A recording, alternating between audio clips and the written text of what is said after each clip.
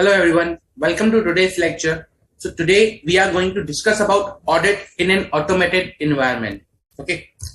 Now, before start of the lecture, I'll request everyone, to participate, ask questions. If you have a doubt at any point in time, please ask the questions. Reason because this is a very important topic. Why important? Because automated environment. So today you might be seeing that it's one chapter, but this is the future of audit.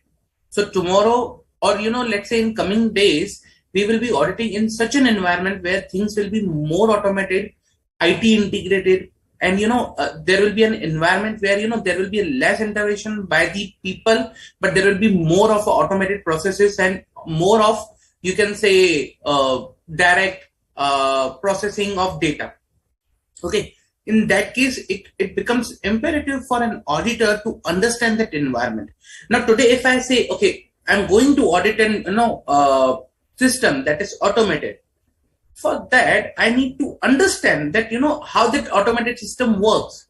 When I say automated, what things are automated in that particular system, and why it is, I need to understand why it is difficult and different than the manual system.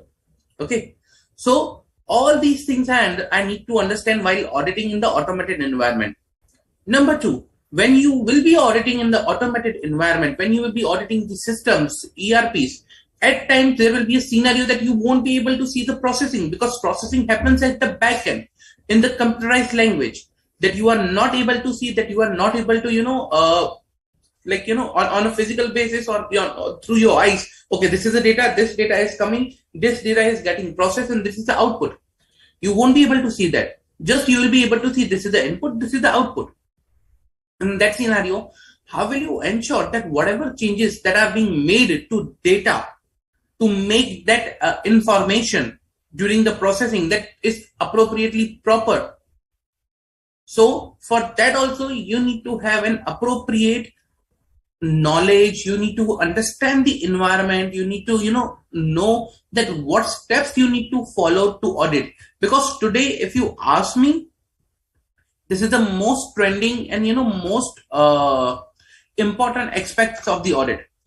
Most of the companies today are working in an environment which are based out of ERPs, RPAs. When I say RPAs, the robotic process automations, scripts. Okay, now someone is introducing blockchain, artificial intelligence, machine learnings.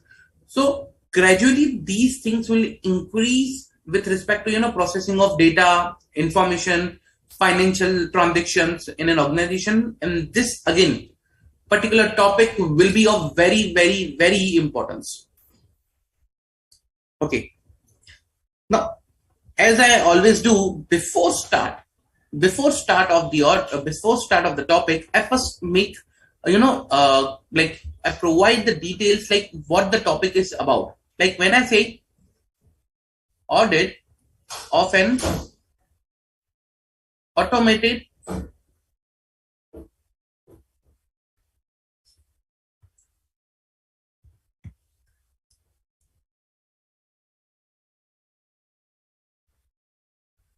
environment, then I need to explain two things. First of all, first, what is an automated environment? What is an automated, I will say. And second, what I'm talking about environment, like what do you mean by environment? Okay, these two terms I need to first explain. When I say automated, that means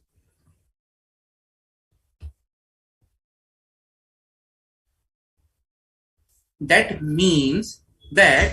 it is something, the data is getting processed automatically, the financial transactions are processed automatically, and there is an intervention. You can say there is a system, there is a ERP, business applications. So you can say there are systems, ERPs, business applications,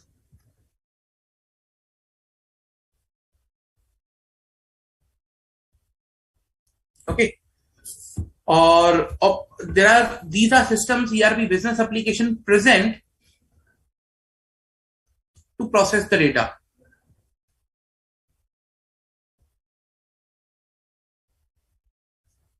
Okay. So system, ERP or business applications are present to process the data. That's an automated one. Clear? Now, when I say environment, what do I mean by environment? And whenever I say environment, environment cannot, be on just one element.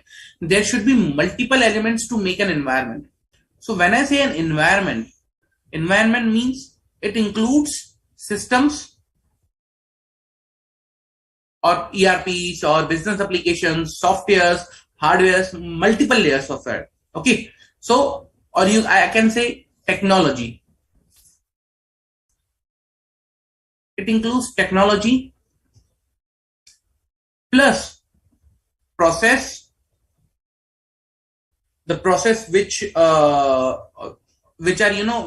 uh, automated through the help of technology, or which are we are discussing over here. Third is the people, because no process or no technology is independent. It requires some manual intervention. It requires a person at least to initiate or to stop or to process, but they require some manual intervention, and that's why people are important. Okay. So audit of an automated environment means automated means there are systems and ERPs and business applications present to process the data. That's an automated. And environment means where there is a technology, processes and people.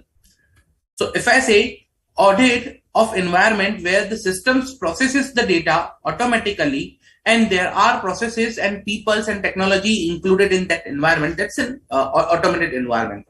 Now, when you go for audit of this kind of environment, what you need to do is you need to first understand the environment. You need to understand how that environment is structured. Okay. So to understand, you need to understand the structure and the components of the environment.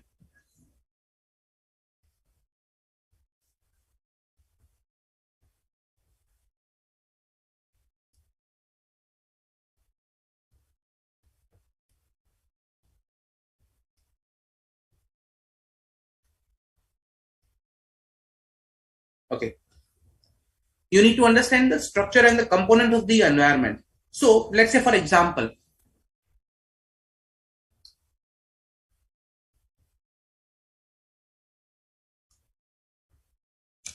the first layer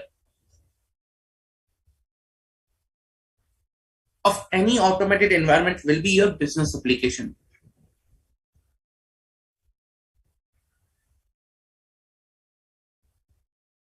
Business application like Tally, ERP softwares, Oracle, SAP. There are multiple versions in the SAP and Oracle also.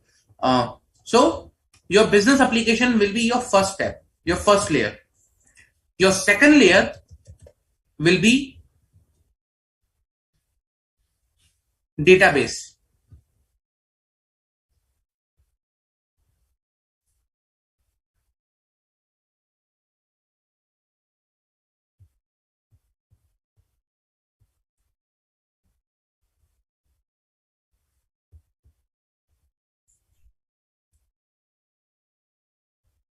Okay. Now, why database? Reason because whatever data that will be processed by this particular system, that will go and get stored into database.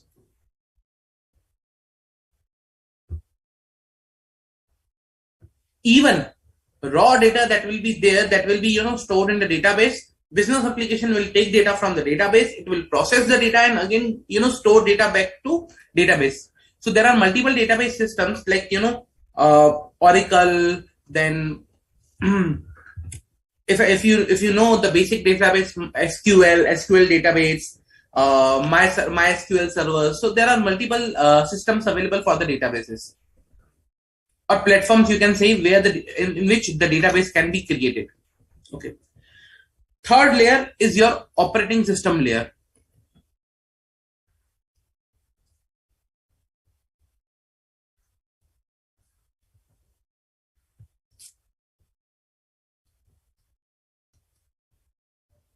Why operating system? Reason because to any application to work, if applications want to work, he needs to have appropriate environment. That environment is provided by the operating system. Okay, so operating system is the basic layer of the interference between the computer and the business application. So it will help business application to run. It will provide support to business application so that business application can run. Okay, it can be like Windows, Linux, or Unix systems, or there are other also which are present in the market as of today, Ubuntu, but most probably Windows is used. Then comes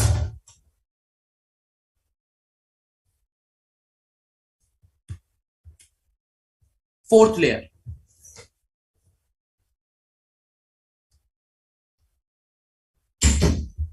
Fourth layer will be your data storage devices,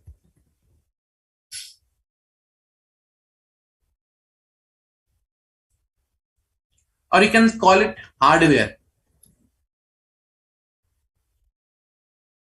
Okay, why hardware? Reason, because see, to allow any system to work, to allow any system, to operate, they need software plus hardware both. So the fourth layer will be your hardware, basically, where the data storage device, your peripheral device, your cables, your processing units, every hardware will be present. That will be your fourth layer of that particular system.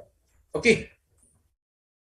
Then in this hardware, there can be multiple type of hardwares, or things can be present. For example, it can be your storage device. Then you can say your network devices. When I say network device means your router, switches, VPN ports, different type of network device. Then you can say other hardware components. Okay, so these can be type of hardwares and data storage devices, which are usually the fourth layer and the final layer of an automated environment. Okay, so this is how it works: business application, database system, operating layer, and data storage device. Now, so when I say, for example, multiple layers, or these kind of elements which are present in this scenario, what happens is that this particular layer system, this particular system that I'm showing to you, is very important to understand. Reason, because this system, or this particular way of understanding the system, or the breakdown of the system, will help you to understand what are the components which are present in a particular system. Okay, let's say, for example, I talk about IT environment. So till the time you do not understand this bifurcation, what are the elements present in an IT system, how will you audit in that particular environment? So today, if I don't know which type of database it is used, where the database is stored, how can I ensure that the business application is appropriately interacting with database? So it's very important and imperative for me to understand which type of IT environment it is, which type of automated environment it is, and accordingly I need to look into that particular environment to understand and to take benefit of it.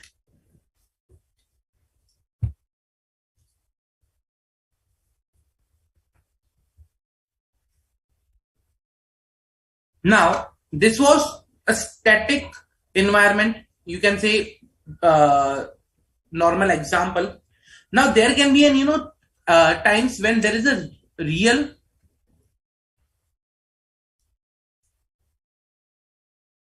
time environment.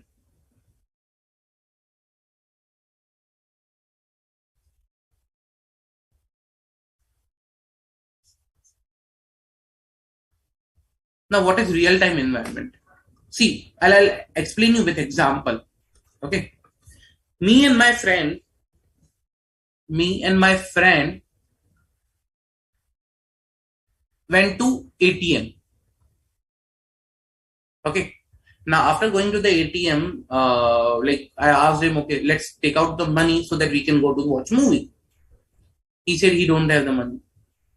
So forcefully, I had to take out the money from ATM. So I provided the data to ATM, okay, including my card number, my PIN, the amount I want to withdraw. ATM machine in turn contacted bank server, okay, and the ATM machine asked bank server that, okay, Mr. Harshad want to withdraw rupees 5,000. Should I allow him to withdraw? Bank server said, yes, please allow him. Please allow him. He has that much balance in account. So it's fine. Allow him. So ATM machine got the message from the bank server. ATM machine said, okay, now I received the message, take your money. So he gave me the money of rupees 5,000. I took the money, I enjoyed the movie.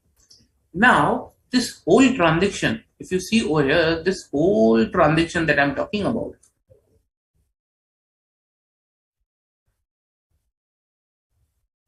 happened on a real-time basis.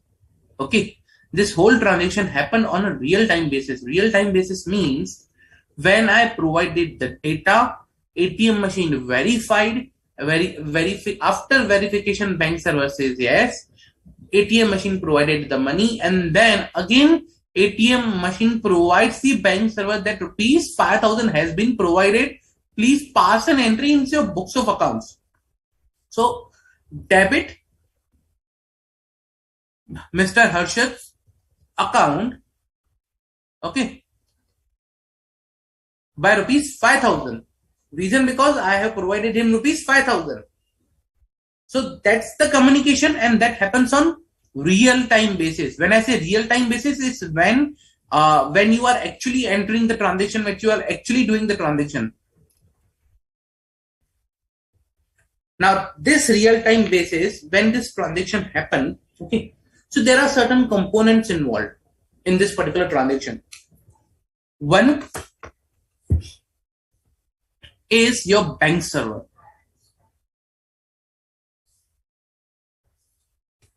This your bank server is known as application. Okay, application that is present for the transaction, banking application or banking server, basically, which is verifying whether the data that has been received from ATM is appropriate or not. He will perform some certain checks. Application. Second is middleware. What is middleware?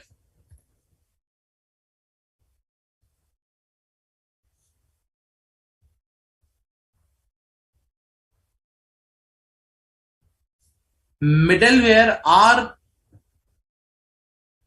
those components which facilitate a discussion or a communication between ATM machine and bank server. So middleware are, you can say, servers and networks. Okay, then comes the again networking, servers and networks, that's there. And fourth is the hardware.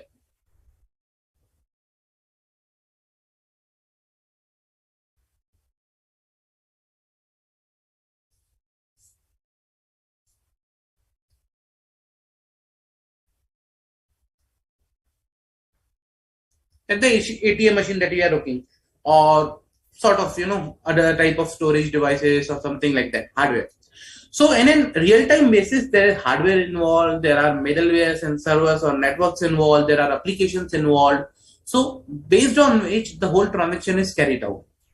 It's an example, okay? So when I went to withdraw rupees 5,000, I interacted with an hardware. Hardware provided that detail to the bank server application. Application verified it, and through the networks and servers, again it provided a message to the ATM that please allow Mr. Harshad to take rupees 5,000, and that machine gave me 5,000. That was amazing. And with it, few seconds. So that's something, we are looking at here, the real-time environment. Okay. Now, so this is how you need to understand an environment in case of, like automated environments. Like for example, it's a real time, it's how it is processing, what are the layers of an environment. It's very important for us to understand. Any doubt, guys? Any doubt?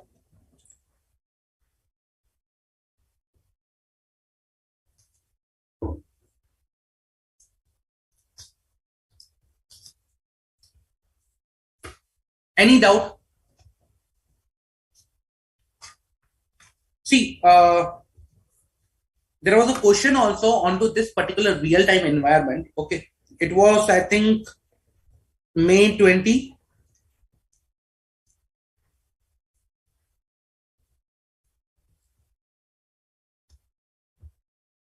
May 24 marks. It was 4 marks. But the point is, what was the question over here? The question was that, okay, in case of an automated environment, just a minute. Yeah. The question was, a real-time environment is a type of automated environment in which business operations and transactions are initiated, processed and recorded immediately as they happen without delay. It has several critical IT components that enable anytime, anywhere transaction to take place. You are required to name the components and examples of real-time environment. So the question was, name the components of real-time environment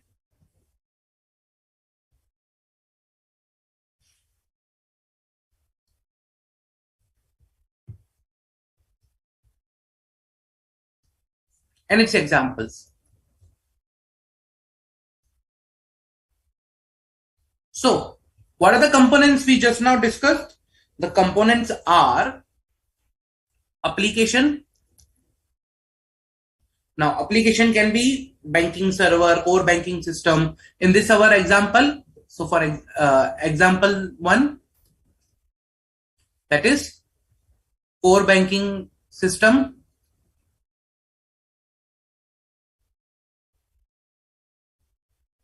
Okay, that's an application we are talking about, or you can say ERP. Second, what is this component is middleware. What can be the middleware? Like web server, which is facilitating the communication between the application and the person. Third, what can be the third one? Networks. Networks like LAN, WAN, okay, VPN networks. So, fourth is your hardware. In our case, ATM machine / it can be, other type of hardwares also like data centers, storage devices. So these are the components for the real-time environment. And when I say example are various such as banking, we just now saw, railway ticket booking.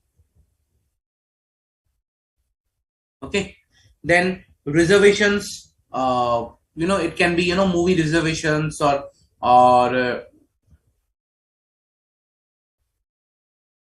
hotel reservations at times if you are allowed to, like through online systems. So there are multiple environments which are available. Multiple, I'll say.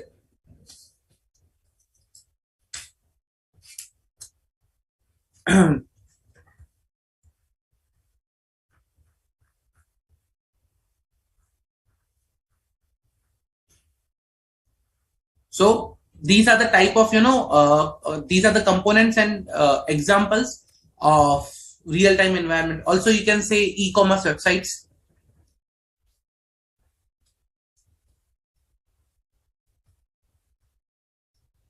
Let's say, for example, you place an order to Amazon or any other app, Flipkart or whatever app it is. Okay, you place an order, you pay the amount, it gets deducted, the order goes to the vendor processes the order, you may receive on the same day or the next day, depending upon the type of service. That's in e-commerce transaction portal. Thousands of orders are processed on daily basis. So yeah, this is something about the real-time environment. Okay, first we understood the structure and component of an IT environment, or you can say automated environment. Okay, then we understood what is a real-time environment. Like this is the example of an automated environment. Automated environment we can be static one. Automated environment can be a real-time one. Okay, then the next thing, once we understand the type of the automated environment, then we need to understand that how we can document automated environment. Okay, how to document an automated environment, that's an also important factor for us. Okay,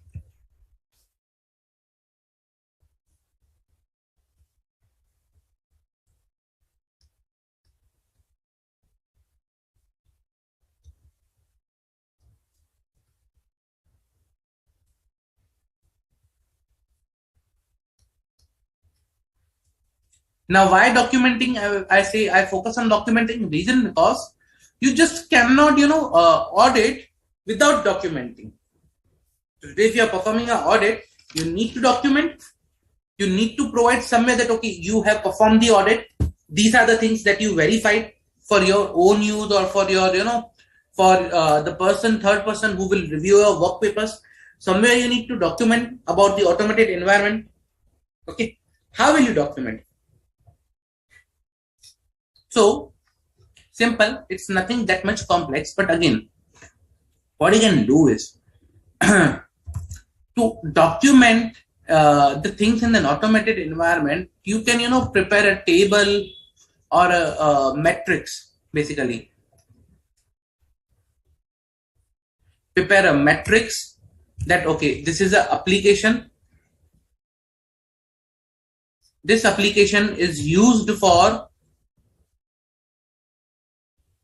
this process. Let's say for example,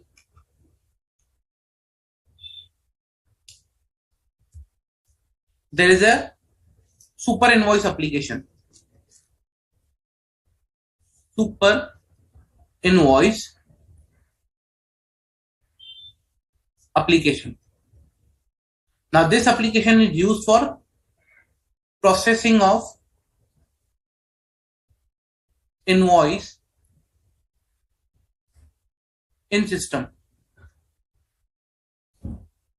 Now just understand the example. Let's say for example Amazon, they might be receiving thousands of invoices on a daily basis, number of orders, and based on that thousands of invoices by vendors, by suppliers. Okay, so they have a separate, actually in real in practical examples, big organizations have different systems for different type of processings, and for different type of transactions. Let's say for example invoice processing, they may have a different type of softwares like super invoice, or you can say Basware, or you can say there are multiple. Okay, which can be SAP based or Oracle based, or even it can be third party in-house developed. Okay, so there can be multiple softwares or applications are available to process. Let's say for example in the current case invoice, this facilitates processing of invoice. Let's say for example if you want to enter an invoice into the system, okay, you need to select a vendor, you need to select which cost center it should go, which account it should go, what is the amount, what is the date. And in like in big organizations, it is not like that you can post an entry or invoice directly into your system. What happens is once you post, it goes for the approval, and approvals are based on the type of the invoices, like from where the basically you are getting, like which type of invoice it is: IT related, normal related, office expenditure, petty cash, vendor related, credit note, debit note. Okay, PO based, non PO based. So there are multiple things involved when you are just processing one single invoice, and that's why these systems make it very easy to process an invoice. So yeah, So for example, super invoice application used for processing of invoice. Okay, let's say the database that is used. Now, what is the use of database? To store the data once it is processed by the uh, application. So let's say, for example, the database that is used is MySQL. Okay. Then you can say operating system, which operating system it is being used.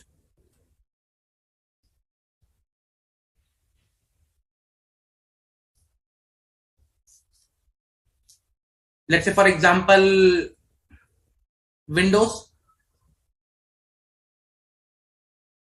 Then what sort of network it is running upon. Let's say it's on a wide area network. Okay. And you can also add further details over here. I'll explain you which details.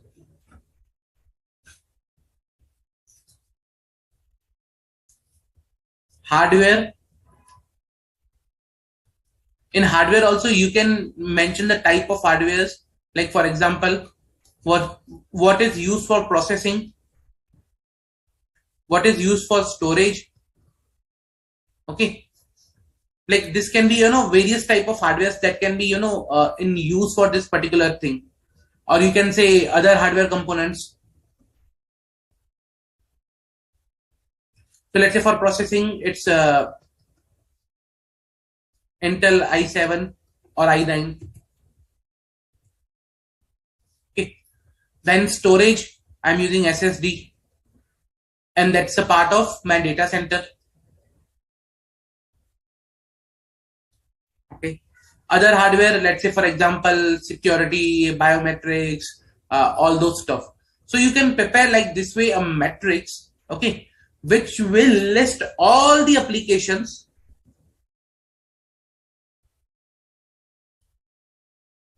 okay, and its component, and this will give you a sort of like surety or clarity that which applications you need to test.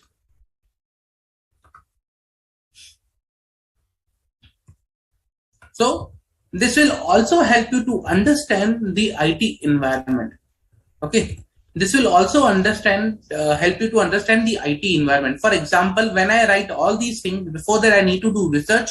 I need to check, okay, what are the components, hardware, software, policies, procedures, everything is there in an organization, not only for the invoice processing application, but accounting, ledger reconciliations, consolidations, then payments, then after that, vendor and supplier masters, then inventory, then warranty. There are multiple things for which different type of applications other than the ERP. Even in the ERP, there are different modules which operates on a standalone basis, but at the end they combine together and they become an one big IT environment or automated environment. Clear? Any doubt, guys? Any doubt?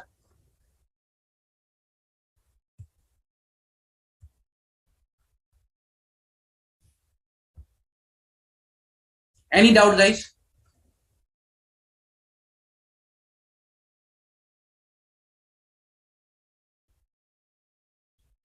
Okay. So while understanding and while documenting the IT environment, what you need to do is, while understanding, so before documentation, you need to understand. So for understanding,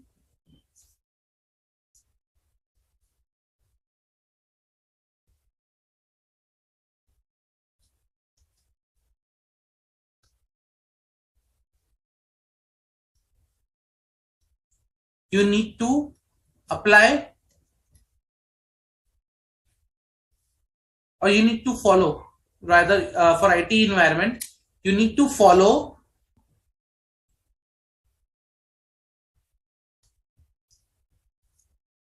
standard or auditing 315, that is understanding the entity and risk in an environment.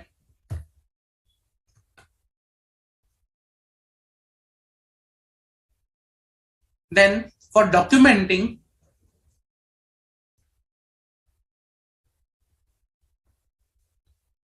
IT environment or automated environment. See, I will be using IT environment, information system, automated environment interchangeably. Reason because these are same. Okay, follow SA 230 audit documentation. Reason because we are dealing with audit of automated environment. So we need to follow standards on auditing. Okay. Now, I'll simply ask one question. Simply ask one question. During which phase of audit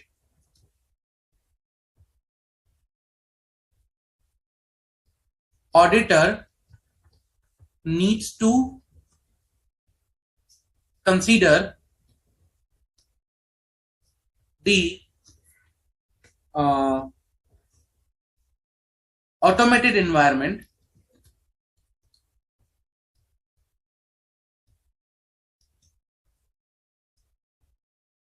Okay, during which phase of audit auditor needs to consider the automated environment, like like consider in the self, like I need to pay attention, or I need to think about, understand the automated environment. During which phase of audit I need to understand this automated environment, or I need to consider this automated environment.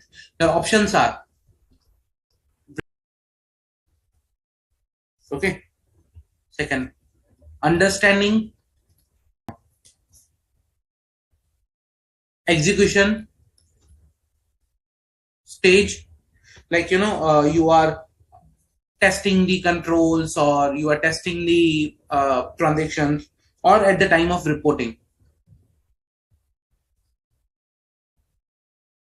So at which place you need to consider the automated environment? Come on guys, tell us.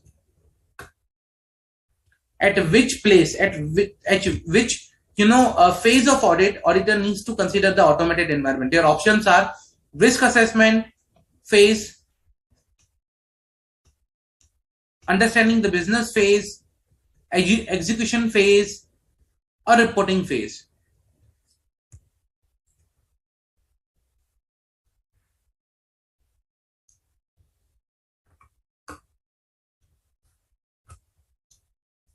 Is it now working fine, Sairam?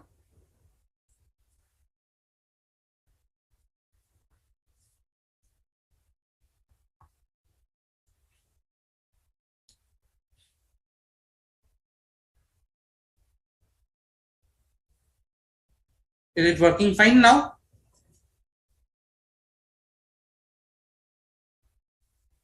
Okay. So at which phase you are required to consider the IT environment? At which phase? Okay, good. Come on, guys, I'm waiting for your answer.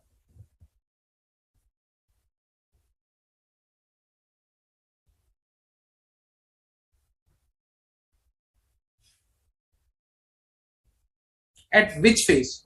So in audit, there are multiple phases: planning, execution, risk assessment, reporting. At which phase I need to consider the IT environment? I need to think about the IT environment. Come on, guys. Pretty easy.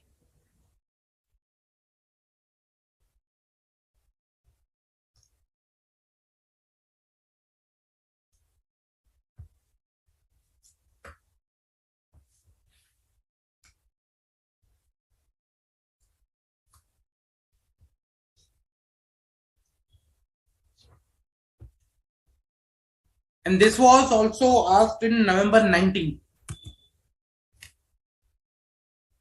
That's it. This is a question of November. This is November 19 question. 4 marks. Now you need to answer. Come on, guys. Pretty easy.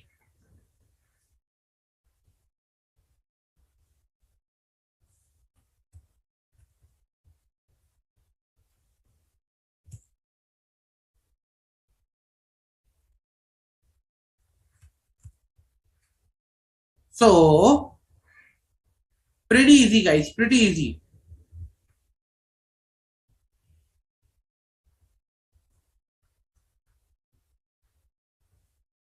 Okay, so basically you need to consider at all stages,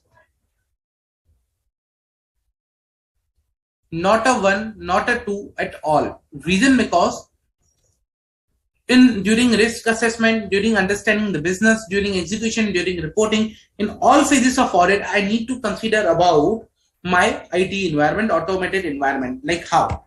Okay, I'll explain one by one. Let's say, for example, understanding the business.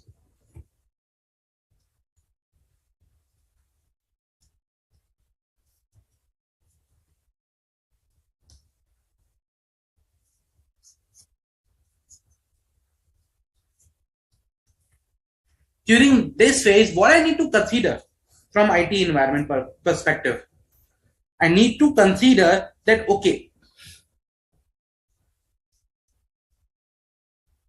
what IT applications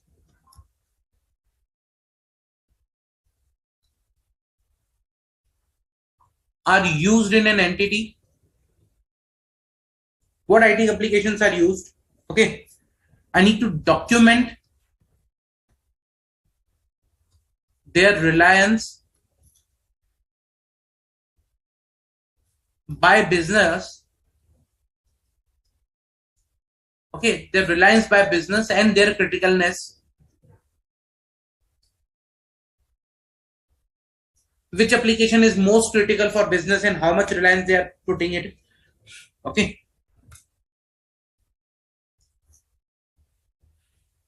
I need to understand the processes which are present in business, so that once I'll understand the processes in business, I will understand which application is embedded in which process. So after understanding the process in business, I will understand which application is embedded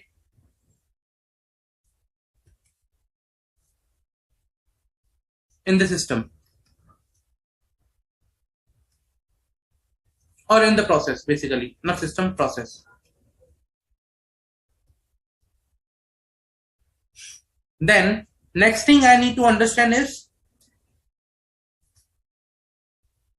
controls present around these systems. That's the thing I need to do while understanding the business. While performing a risk assessment,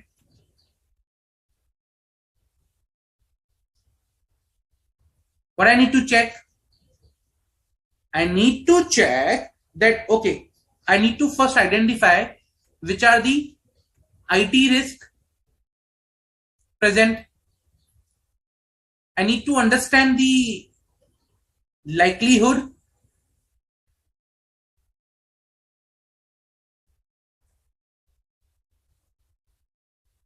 and magnitude of risk if they get materialized. Okay, so I need to understand the likelihood and the magnitude of the risk if they get materialized. And in case of IT environment, see, in case of IT environment, magnitudes at times are very high. Reason because if I take for example for a bank, the core banking system goes down, then what will happen? Multiple transactions entered by a bank will, like people are trying to do a transaction. Let's say they are trying to do a UPI payment or online payment, but they are not able to go through. So it's a very big risk. Let's say, for example, it's a stock market trading application wherein you place order for the purchase of shares, for the sale of shares. Now suddenly you see, okay, wow, the price is going up. Now you place an order for sale, but the system is down. The server is crashed. The magnitude in that case will be very much high.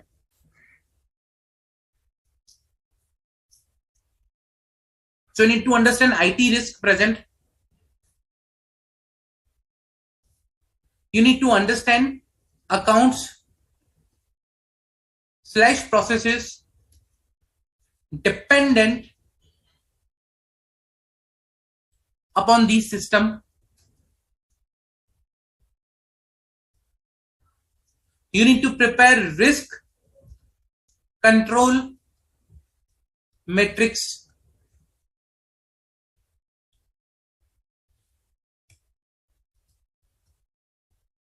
Okay, reason because this will help you to understand which risk is addressed by which control. Okay, you need to plan for walkthroughs,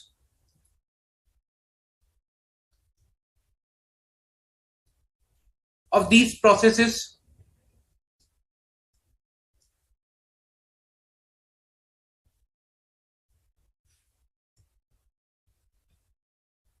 Okay, then comes the next phase.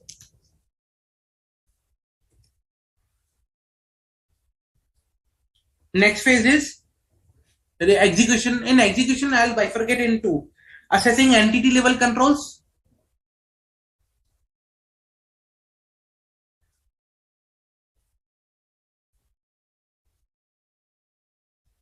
and assessing process level controls. So when I say execution is assessment of controls,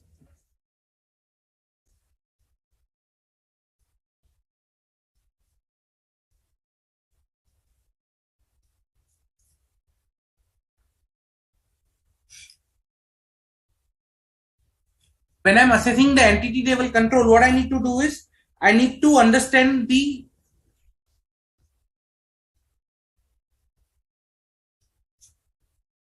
IT environment.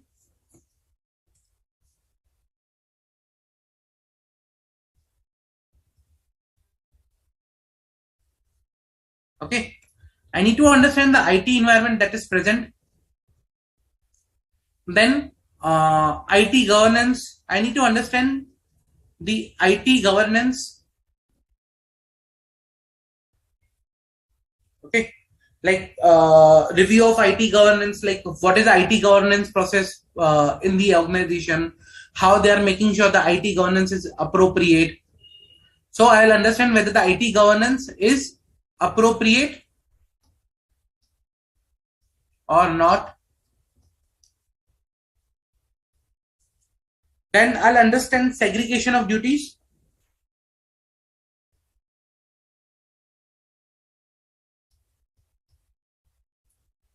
Very important. A person should not be performing all the transactions by its own. Let's say, for example, I have every access. So I'll perform the payments, I'll perform, I'll enroll the vendor, I'll process the invoice and then issue the payments also. So what I'll do is I'll enroll vendor of my name, I'll book an invoice of my name and I'll issue a payment to my name. So segregation of duty will ensure that these kind of things are not happening. Okay. I'll review IT general controls. Okay, I'll review IT general controls and application controls.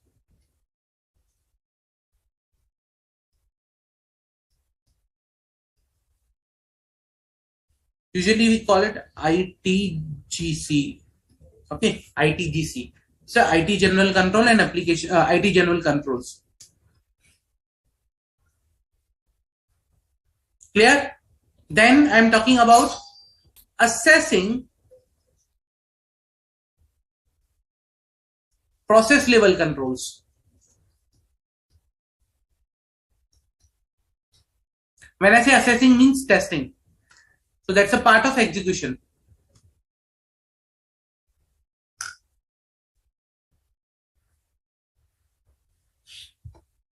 What I will be doing is I will be considering, okay, I will be considering risk of each control. And I'll test that control. Test the design and operating effectiveness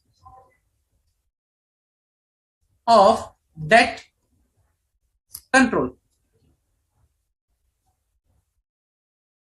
Okay, So I'll test the design and effectiveness of that particular control. That's the thing I will be doing with respect to the controls, process level controls. So at each and every phase of audit, I will review the IT environment. I will consider the IT environment, final reporting.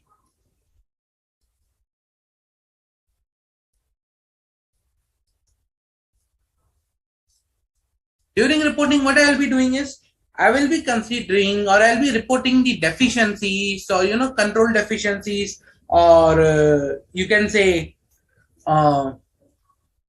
issues that I identified. Okay, I will be reporting the control deficiencies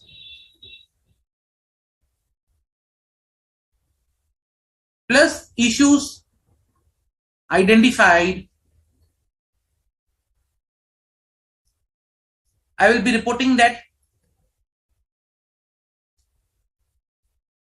So at each and every phase of audit, we need to consider, the IT environment. It's not only the thing that we need to consider at the planning stage, not at the execution and reporting stage, but we need to consider at each and every phase.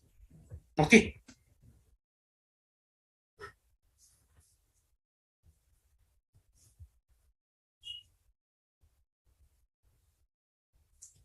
And basically, when I say this is more focused on the control based approach.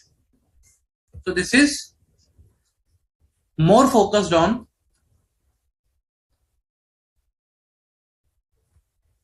control based approach.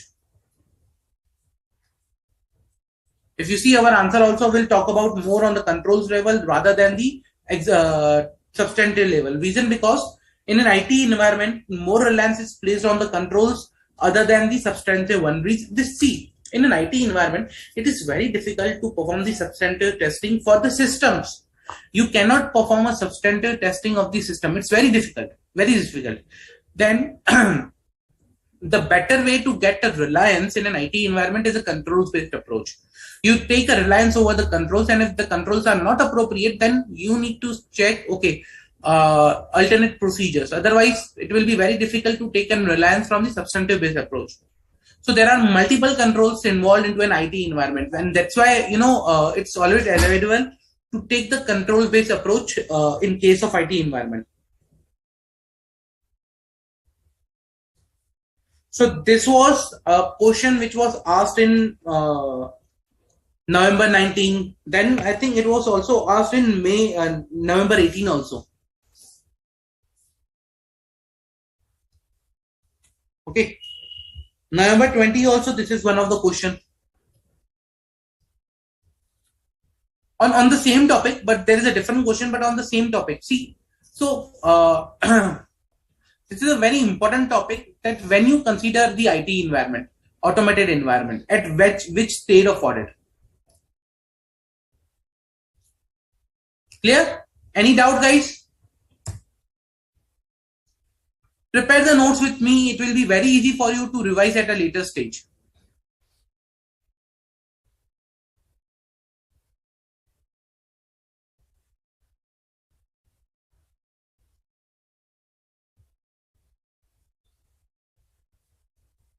Prepare the notes with me. It will be very easy for you to revise at the later stage.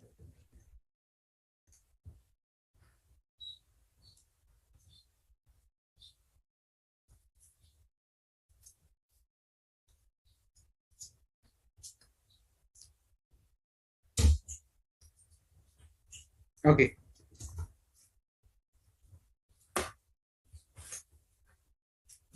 Any doubt, guys? Any doubt?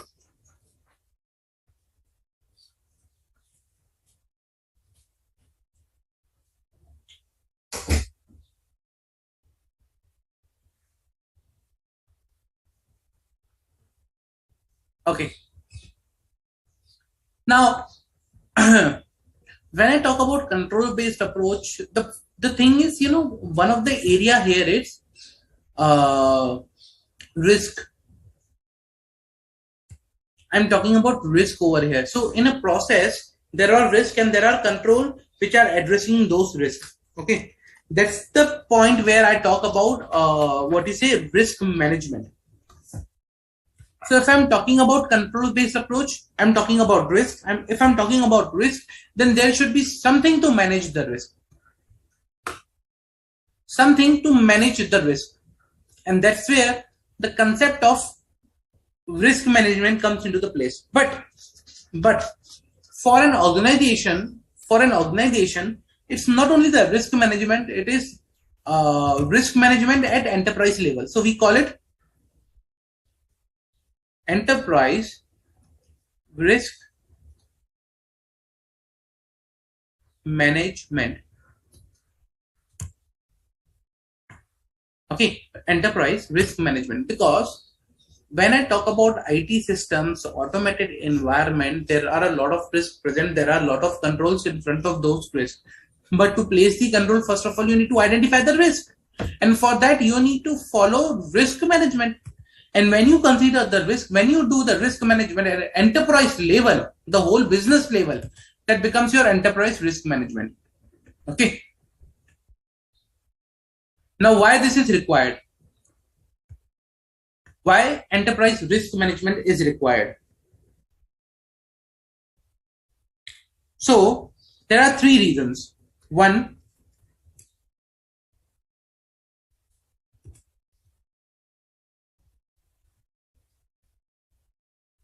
changing technology.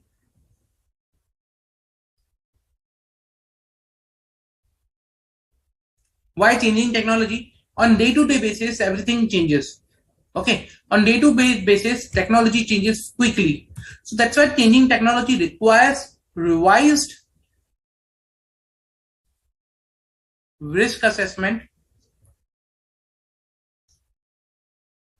Okay, revised risk assessment. Now, when I say revised risk assessment means you need to perform the risk assessment again. You need to go and check the change in technology. You need to, identify what is a change, and all these things. There should be some guidelines available. How to do risk assessment, how to identify a change, how to do, all these things. So that is something risk management. Basically, that will provide you the guidance, that will provide you basically the way to do the risk assessment. And that's where it becomes imperative to have an enterprise risk management system or a process wherein you can when there is a change in technology, you can see for the change in the risk. Okay. Second, new regulatory requirements. If there's a new regulatory requirement, again there is a new risk. If there is a new risk, you will require a new revised risk assessment. Again, the risk management will come into the picture.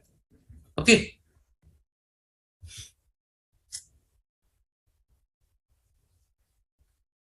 In IT environment, change in product specification, or we call this as a change, basically, dynamic environment, change in product specification or dynamic environment.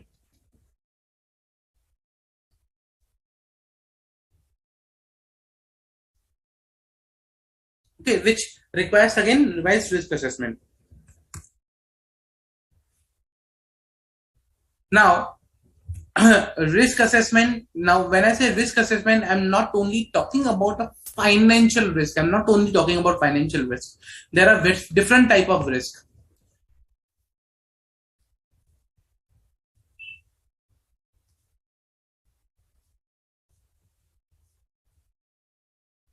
When I say this risk assessment, and this risk is not only financial risk,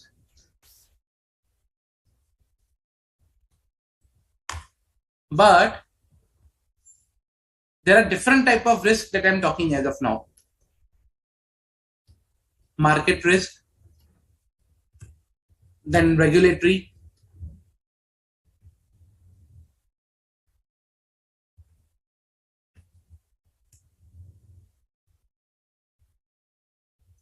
technology, financial is one of the part, then operational,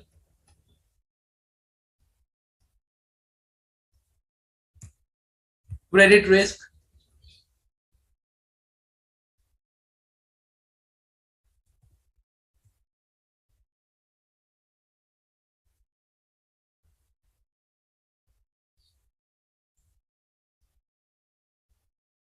okay, credit risk. Then again, you can say environmental risk. So there can be various type of risk. Okay, I'm not only talking about one single financial risk, but multiple type of risk when I talk about a risk assessment or risk management. Clear?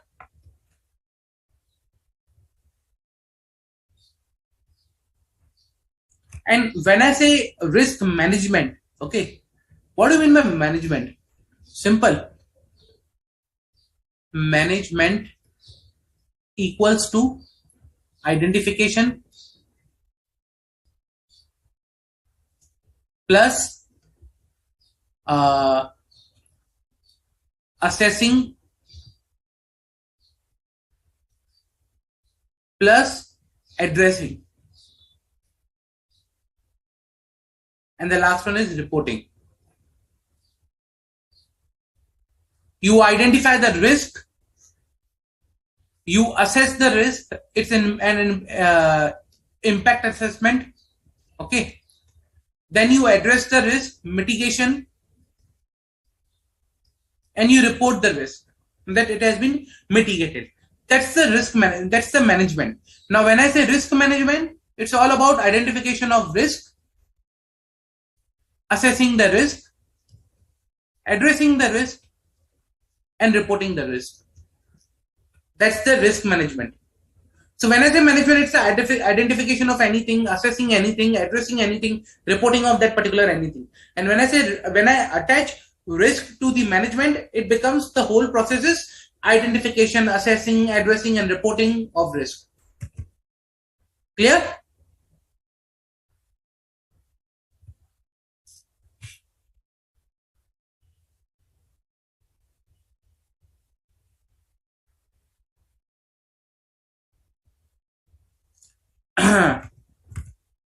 Now, for risk assessment process, so this is just an example of the risk management or risk assessment process. But if we have to bifurcate this particular thing step by step, okay, step by step, if we need to bifurcate this particular risk assessment process, then it would be, it would have the following steps. Same, first identification of risk, that is there, assessing the risk. Now assessing the risk is not that much easy usually, because you need to consider two factors over here: qualitative factors and quantitative factors. So when I say assessment of risk, it becomes qualitative assessment plus quantitative assessment. Okay.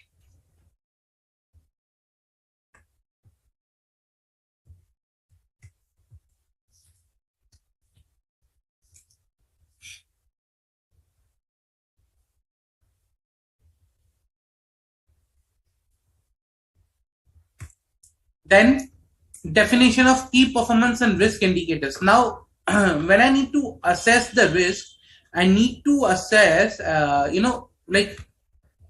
based on what is the key performance and risk indicators. Okay, if I need to decide, okay, for example, this risk is higher, this risk is lower, there should be some criteria available to basically judge that. So that can be, a key performance and risk indicators.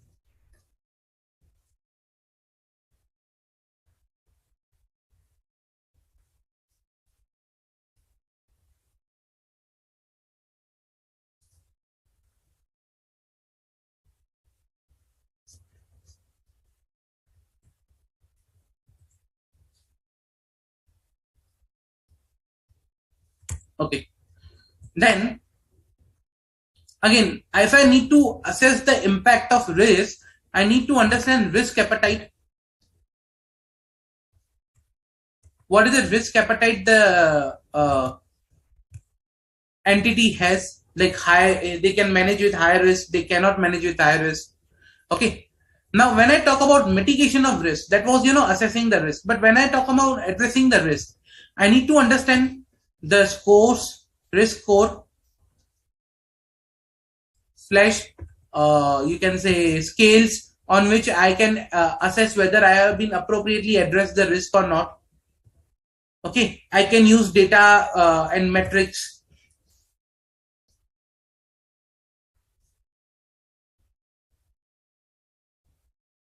to quantify the addressing of risk. I can prioritize the risk, which risk to prioritize first, and then I can use a benchmark. I can use a benchmark to address the risk. So these are certain additional things I need to do in these particular steps.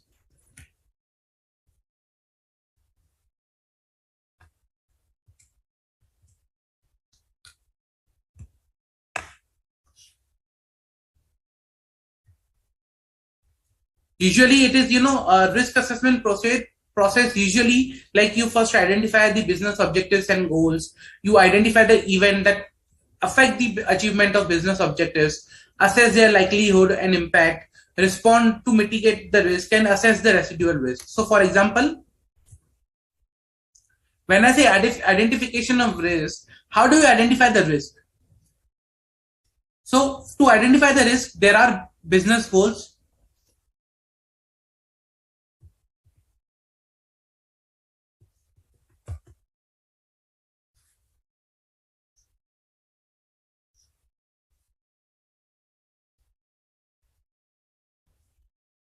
Okay, there are business goals in an organization, and events that affect the achievement of business goals are risk. And events that affect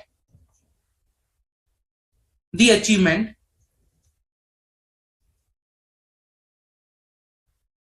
is nothing but your risk. Okay, so business goals, let's say for example, the business goal is, let's say for example, one of the business goal is to achieve the target of 500 crore sales. Now, if there is an event that will affect the achievement of this business goal, that to achieve the target of 500 crore sales, then that's a risk. Happening of that event is a risk. Now, if the happening of that event is a risk, I need to assess how much quantitative factors and qualitative and quantitative impact of the risk can be there. Like, I can, again, I can use, okay, what is the risk appetite? Like, for example, can I have this much risk? Is it fine if I don't achieve? Is it not fine? What are the indicators of risk? Like, what are the indicators that I should be, focusing upon? Like, it will, that my 500 crore sale target will not achieve. Okay. I need to provide the score. There can be multiple risks. So this risk is having this much risk score. I need to prioritize and benchmark the risk. So this is the whole process that I need to carry on. Clear? Any doubt?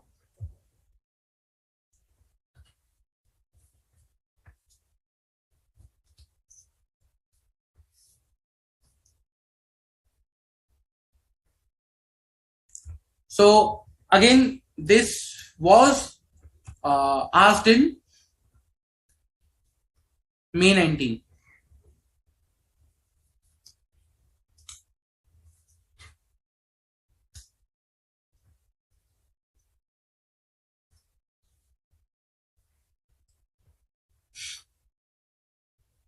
Clear, guys?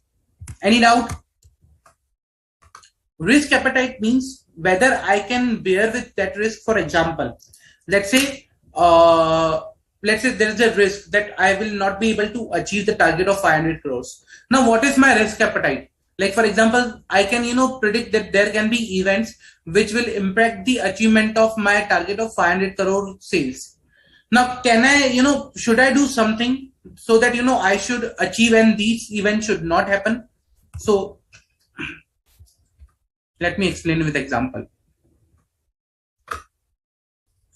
Let's say there is a goal. Okay. There is a goal. The goal is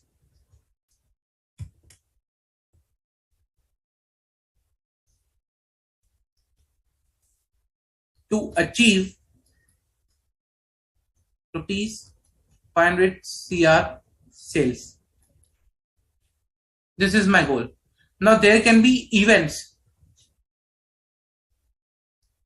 which will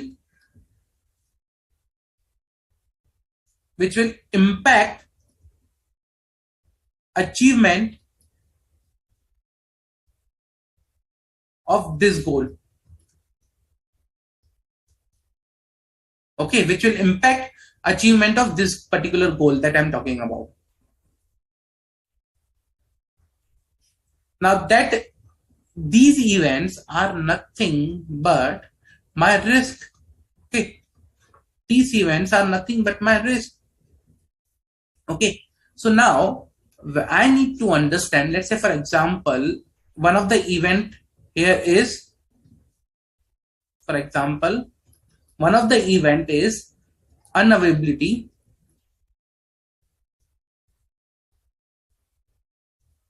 of raw material for production. If there will be no production, I will not be able to do that much sales. So for an example can be unavailability of the raw material. Now this is a risk. Now to mitigate this risk, what I can do is I can implement a control. Okay, this is not a financial risk, but again, let's say for example raw material risk. Now I can, or a process risk. Now what is control I can place over here is to have reserve raw material stored for adverse situation. Okay, so I can have it, to have reserve raw material stored for the adverse situation. That can be a control. But again, this control, okay, implementation of this particular control will have two impacts. This will have two impacts.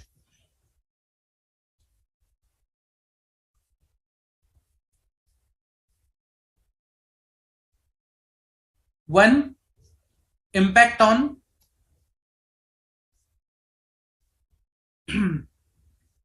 let's say monetary impact, basically.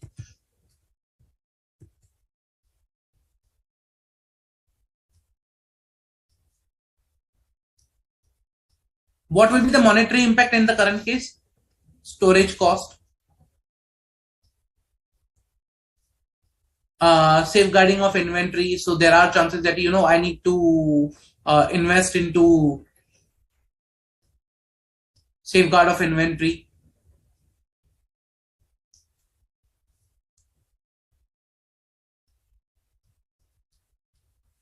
Purchasing of inventory, so means I need to fund outflow.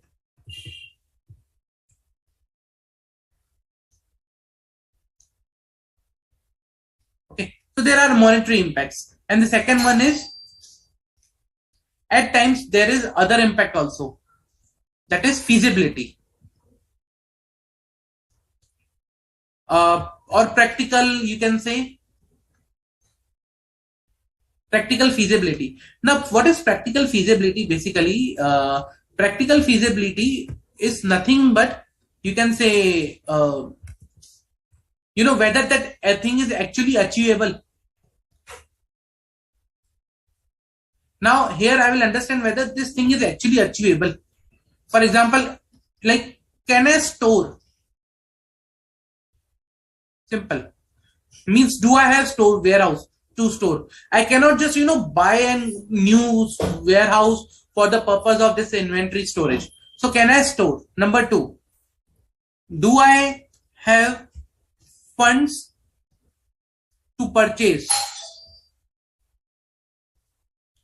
Okay, so I need to see all these things. Can I bear the additional cost? Because this additional cost of storage, safeguarding of inventory, keeping up inventory appropriate for the for the production, quality check of the inventory from time to time will increase my production cost. If my production cost goes high, my profit margin will decrease. My profit margin will decrease, and it will impact the other objectives of my company. There can be another objective of another goal of the company that I need to achieve this much profitability. So that will impact the other objectives. So to have a control, I need to assess monetary and practical feasibility. And at times, I may decide, okay, fine, I cannot do this because the cost is very much high. The monetary impact is high. So let's do one thing. Let's cancel this idea of having control, and we will bear with the cost. We will see at that time that, okay, if there is something happens to the raw material, we'll manage from something else. Okay, so if I do not choose to implement this control because of XYZ reason, means I accept the risk, and that shows my risk appetite, that how much risk I can accept.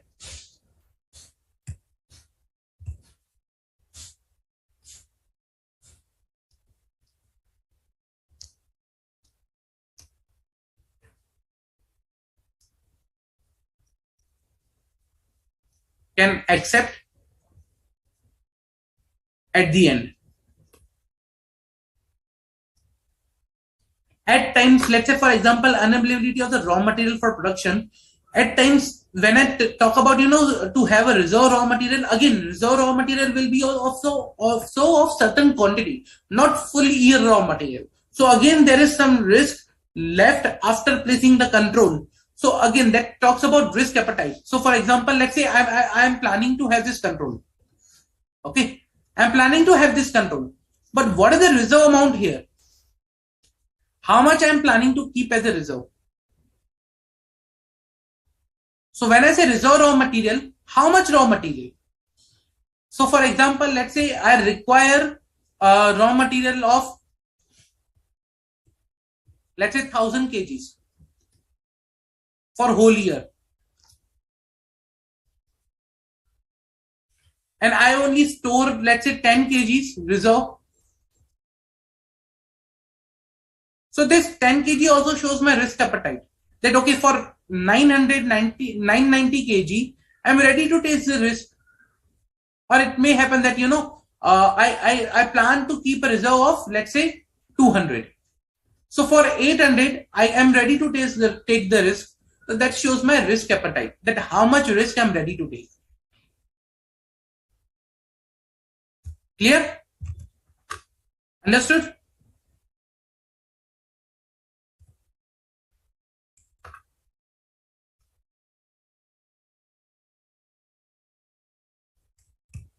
Any doubt, guys? Any doubt?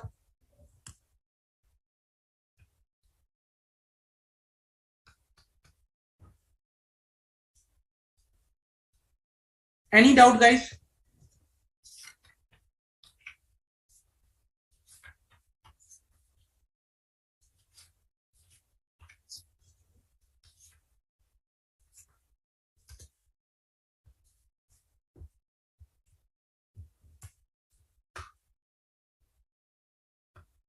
Okay. Let's do one thing. Let's take a quick 10-minute break, and we'll gather again after the break, and we'll continue the topic. Okay. So meanwhile, go through the topic, and then we'll continue the topic after the break.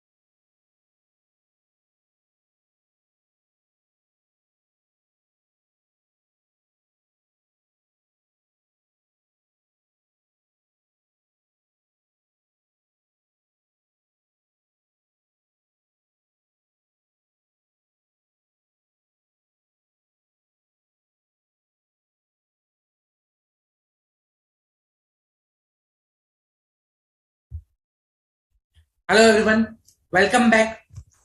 Okay, so till now we discussed about the enterprise risk management. Okay, and we saw some of the steps of the risk assessment. Okay, now let me take one question and then we can move forward further. Okay, uh, just a minute. Yeah, I'll take one question over here and then we'll move forward.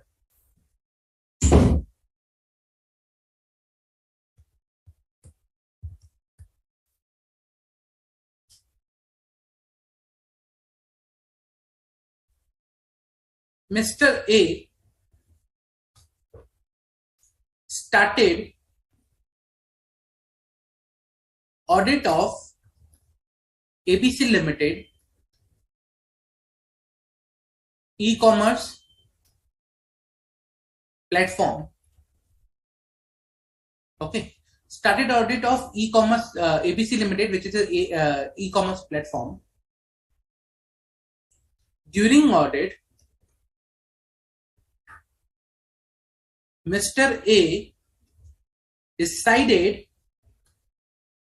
to focus upon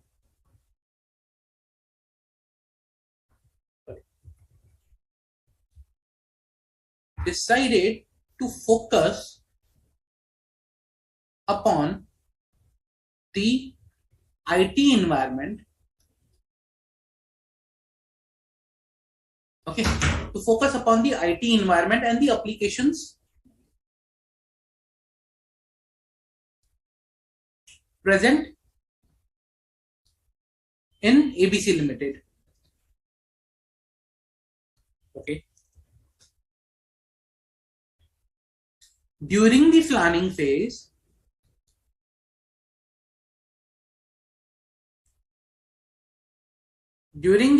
phase, Mr. A considered all the IT applications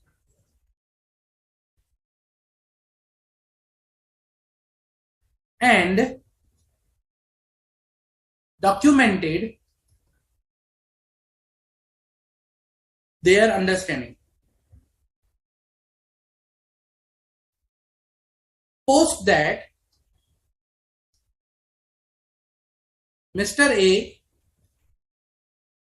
did not test or evaluated any IT application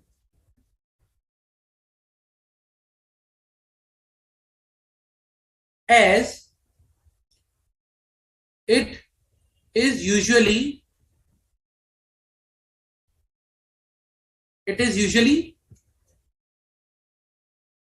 out of the scope of statutory audit.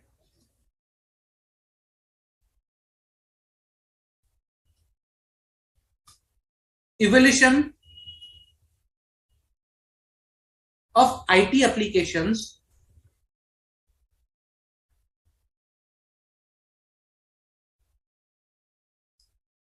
is part of IT audit, and hence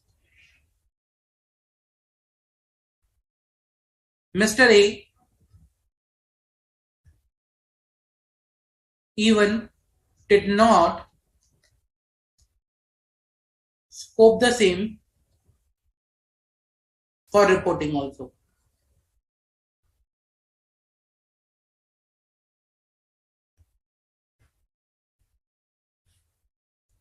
You being expert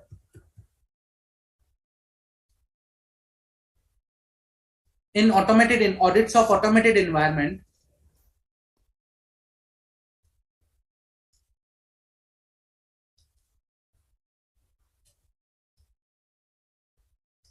kindly guide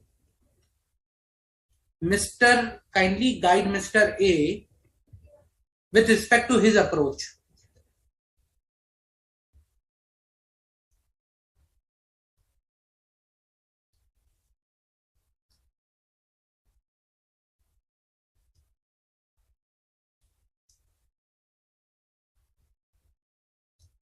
Okay. Now Mr. A did not consider the IT applications as a part of his testing and reporting. Reason because he's saying that this is not the in scope of a statutory audit, rather this is in the scope of IT audit. Okay, and hence if he is doing statutory audit, then he is not required to look into the IT applications. So you being expert in the audit of automated environment, kindly guide Mr. A with respect to his audit approach, whether he is correct in his audit approach or not.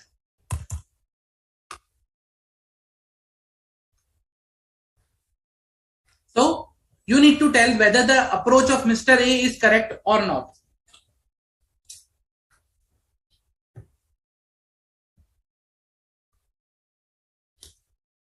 Come on guys, pretty easy.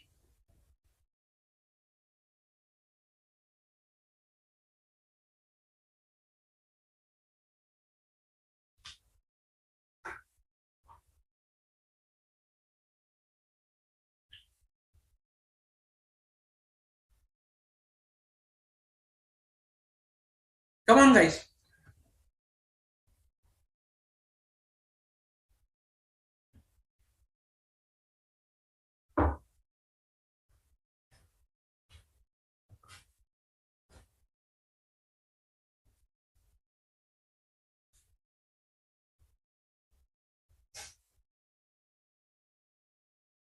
So whether Mr. A is correct in his approach or not.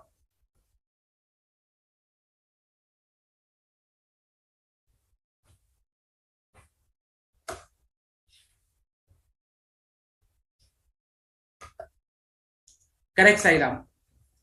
So yes, guys, in the current case, okay, in the current case,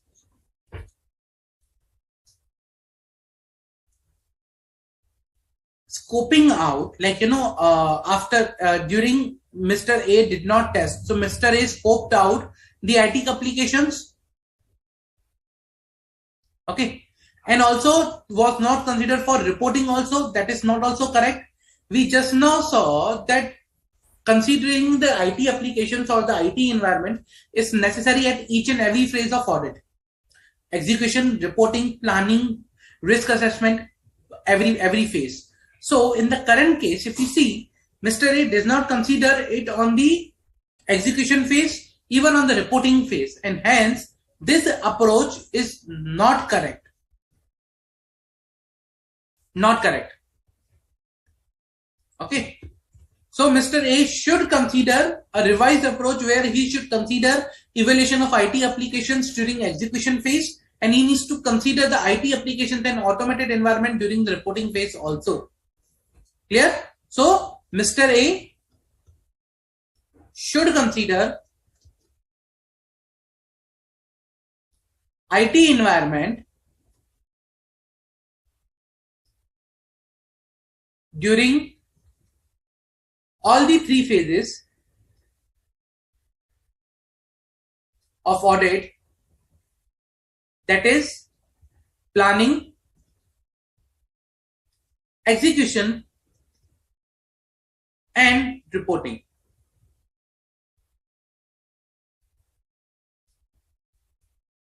Clear? Okay. Now coming back to our topic, we discussed about the risk assessment, enterprise risk management. Again, as I told you, this was asked in previous exam also. Okay, so this is an important concept. I'll say you need to understand about. Okay. Now, someone will ask, like, what is the difference between enterprise risk management and internal controls? See, enterprise risk management and internal controls. What is the difference between both? Why there is, like, are they both different? Okay. Now, if you see, enterprise risk management is a framework. Okay, it's an integrated framework which is based on the internal control itself, providing a more robust approach, or you can say more focused approach with on the subject of enterprise risk management. So internal controls is not separate, but within internal control, one of the part is the risk management, you can say. Okay, so risk management and internal controls are not different, they are the same. But internal control has a part, or a internal control framework has one part of enterprise risk management. Okay,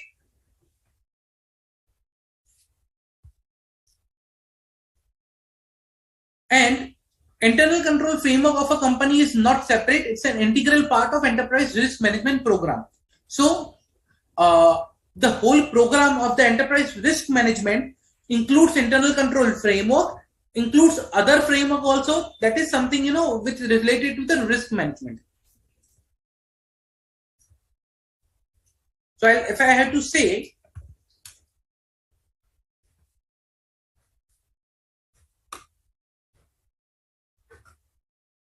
if this is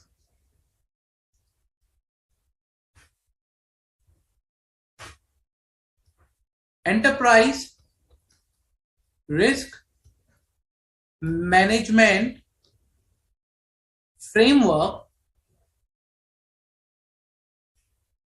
then of this framework,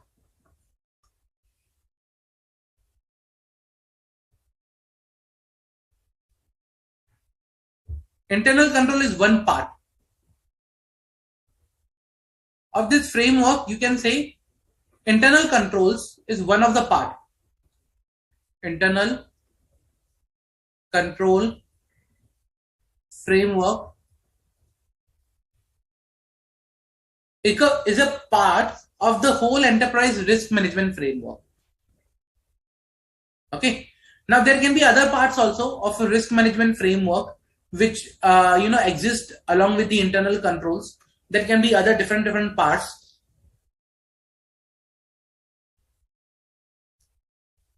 and that together makes one enterprise risk management framework. Okay, so if, let's say for example, if a company has internal controls, okay, that doesn't mean having internal controls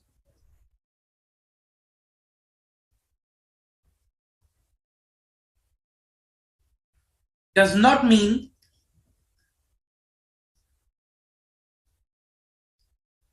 that entity has appropriate risk management framework. Okay, reason because internal control framework is just a one small part of the entire risk management framework. So having internal control framework doesn't mean that the entity is having risk management framework also. Both are different, but standalone basis, internal control is not sufficient for the risk management. Okay, so usually if I say to establish the enterprise risk management framework, there are certain models or frameworks which are already provided. Let's say for example, COSO is there. Okay, or you can say then there are other models also. Just let me provide you the names of those models. So these models can be used to provide guidance on the how enterprise risk management can be basically established, or can be placed upon. Let's say for example, there was OBIT model, okay, framework. There are ISO standards.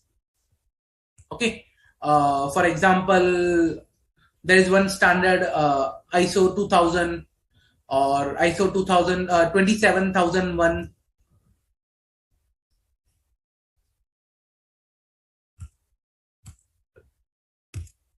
Okay, or ISO 20000. So there are other frameworks which I will be discussing in a while that can be used for the enterprise risk management. Okay.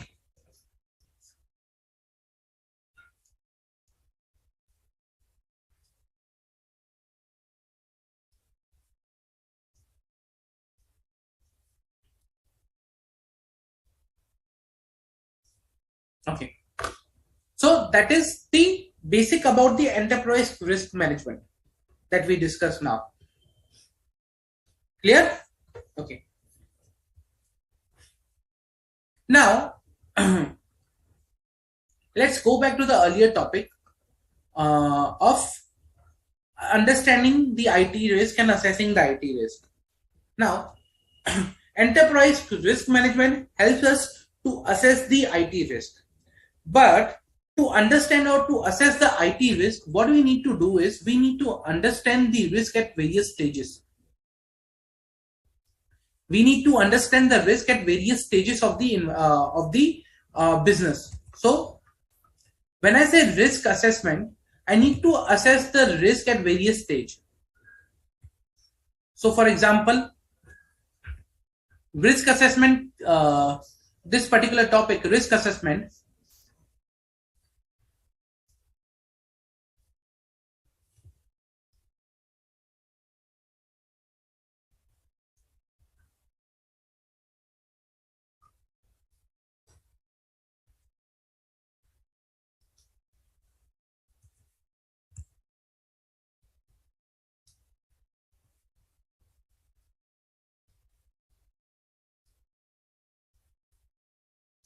okay, assessing IT related risk and control. Now, this was one of the steps. Okay, risk assessment was one of the steps for my understanding the automated environment. Understanding the automated environment was having one of the step was risk assessment. Now that risk assessment, for that what I need to do is I need to understand the risk at various processes or at various level. One can be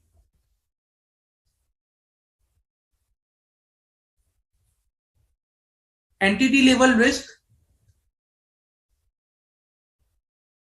Another can be process level risk.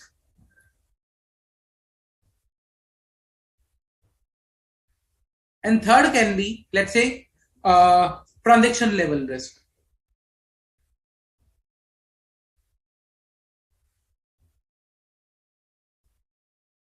I need to assess the risk at all the three levels. Okay.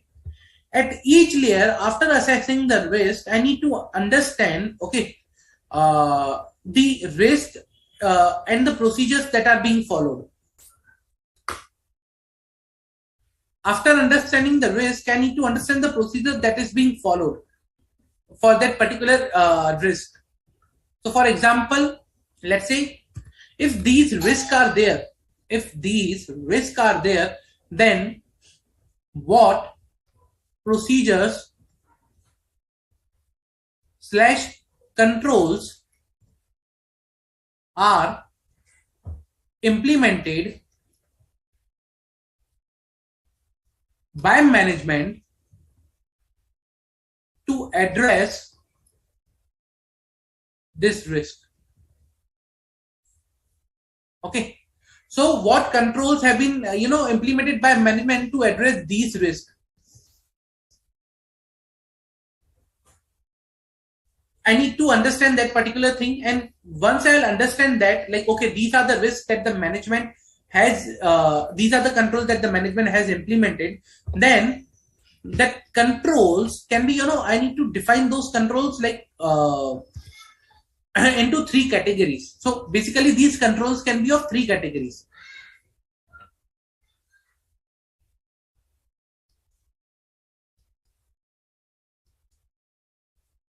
General IT controls, okay,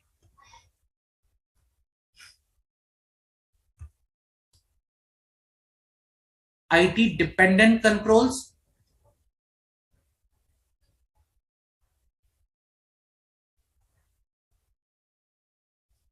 and manual controls.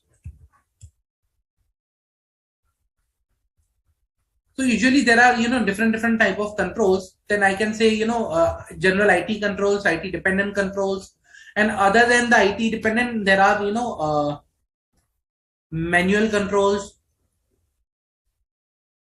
But again, manual controls will not have any impact into the IT environment. That's why that's not being discussed over here. So this will not have any impact.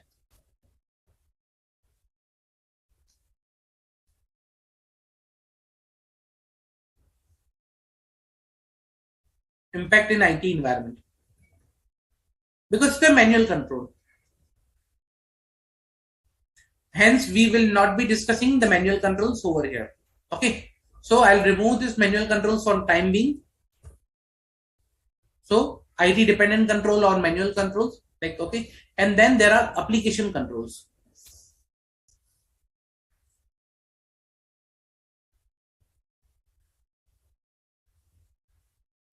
Okay. Let's understand one each of the controls. General IT controls are the policies or procedures. Okay. General IT controls are the policies and procedures established or incorporated in the whole IT environment so that the application controls can function appropriately.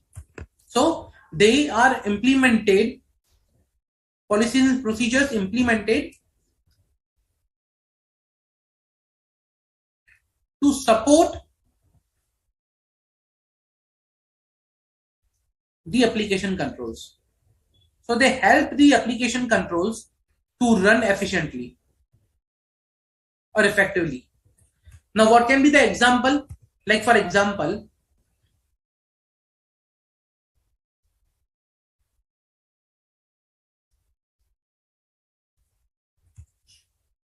security controls, security access control, like there should not be unauthorized access. Second, you can say program change control. There should not be unauthorized changes to the programs.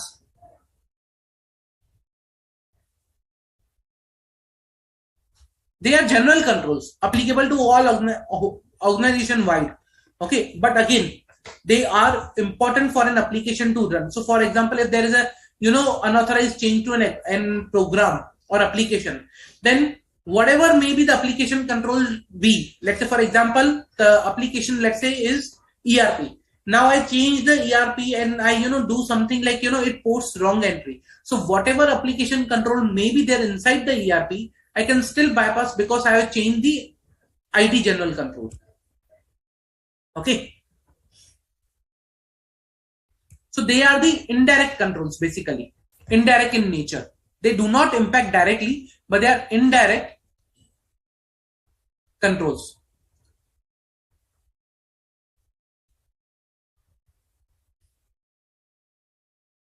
And they help generally to mitigate the IT specific risks which are there in the various applications.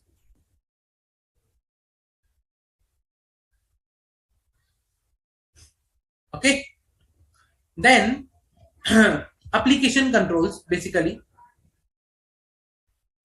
Application controls are controlled both automated or manual that operate at a business process level. So these can be again automated and manual both, but these are the control which are embedded within the system. Now, when I say embedded within the system, this particular control, it's a part of the system itself. It is a part of the system itself. They work with the system. They work with the system in such a way that that they protect the data of the system. Sorry.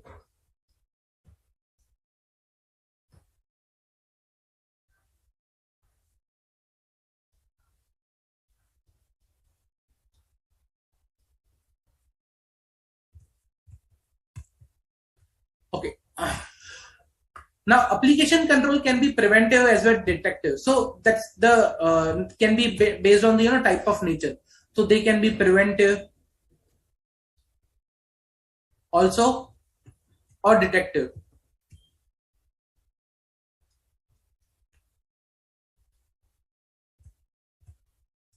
Also, automated application controls are embedded into IT applications, as I told you already, which ensures the completeness, accuracy, integrity of data in those systems.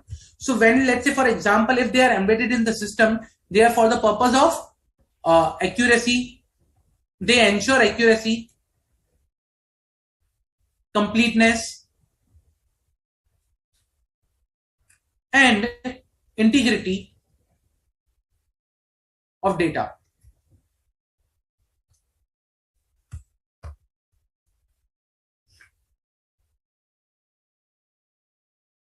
Now, the third category is the IT dependent controls. What is IT dependent control? IT dependent controls are basically manual control. Okay, they are manual controls, but they use reports slash data from IT system.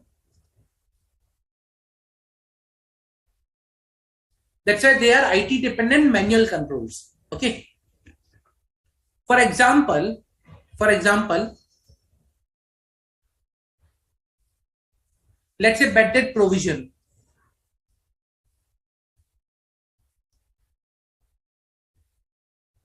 So bad debt provision control.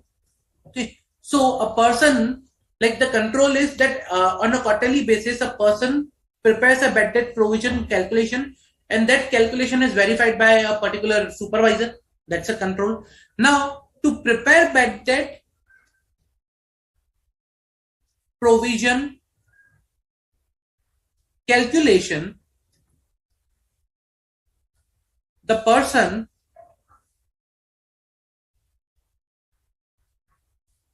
obtains AR report, account receivable report from system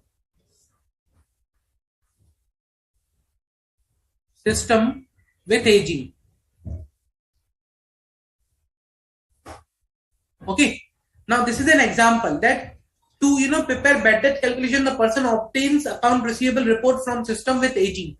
So now here the calculation and the control depends upon the IT report that is obtained from the system, and that's the IT dependent control.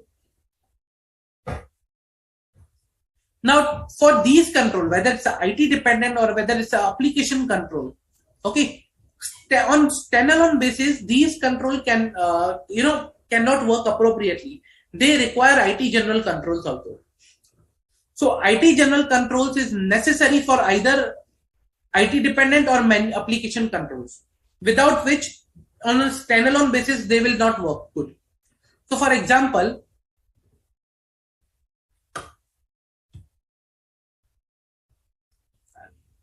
this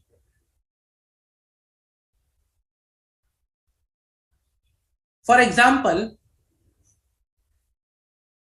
if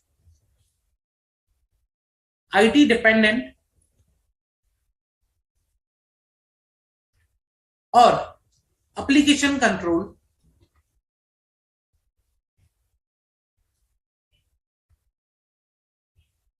are passing, okay, application control or IT dependent control are passing, but when I talk about IT general control,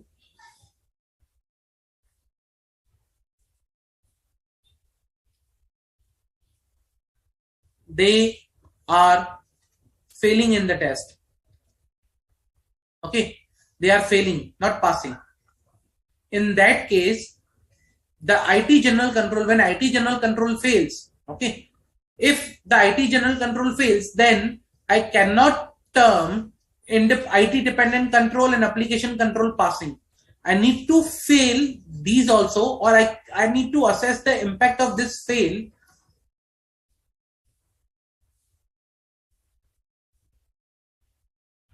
impact of fail on these controls.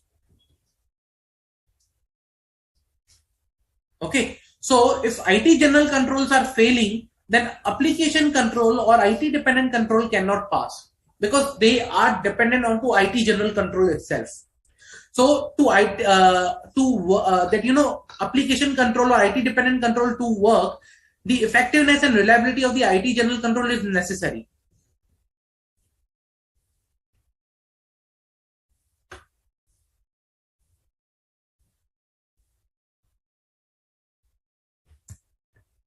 Understood?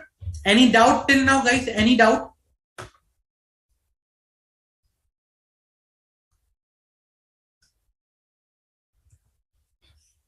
Any doubt?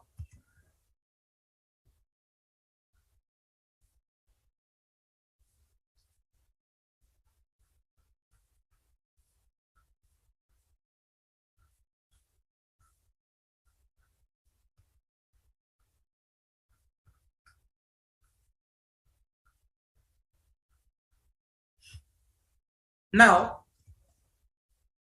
as I told you, that risk can be at entity level, risk can be at process level, risk can be at transaction level. So when the risks are at the entity level, then the controls will also be at the entity level. When the risks are at the transaction level, the controls are also at the transaction level. And if the risk is at the process level, then the control will also be at the process level. So where the risk is, the control will lie over there. Okay. Now, what is the difference between entity level control, process level control, or transaction level control?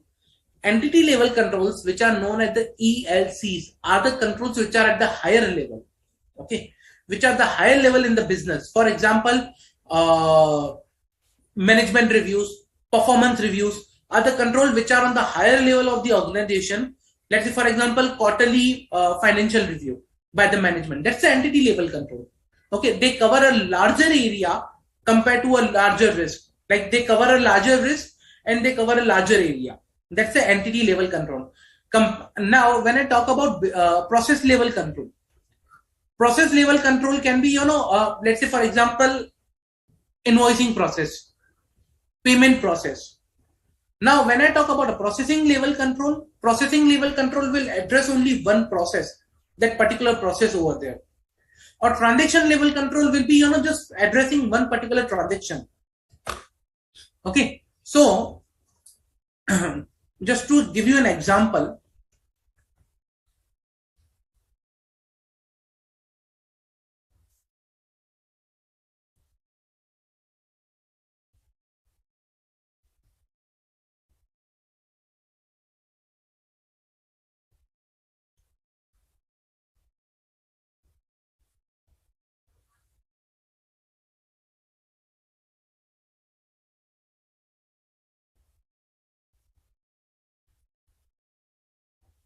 I'll just bifurcate the sections and remove this as of now.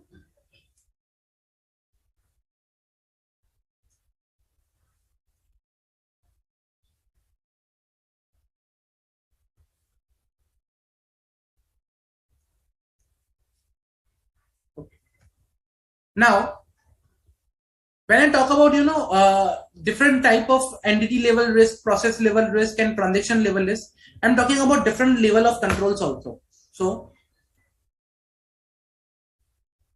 entity level risk, process level risk, and transaction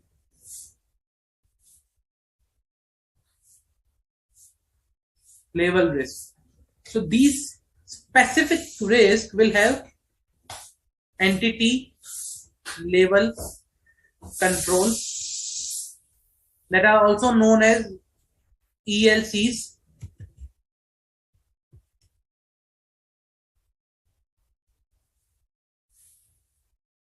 Process level risk will have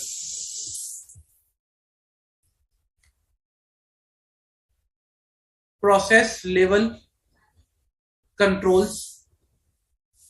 Okay. Now, and transaction level will have transaction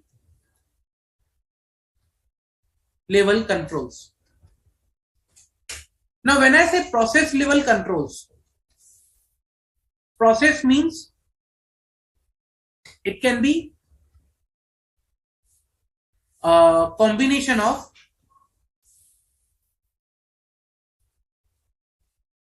FSLI. When I say FSLI, that stands for financial statement line item.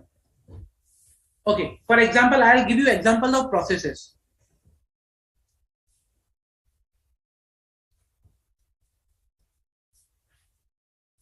O2C, P2P, R2R. Okay, then CNB, FA, you can say VMF, CMF, I'll tell you what are these. O2C, order to cash. This includes from ordering, generating sales order to accounts receivable. So sales order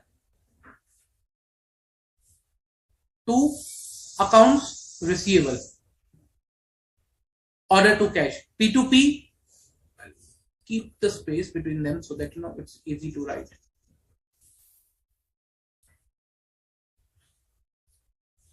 Again, P2P, that's 10 form. Procurement to payment, or purchase to payment, procurement to payment. There are multiple things.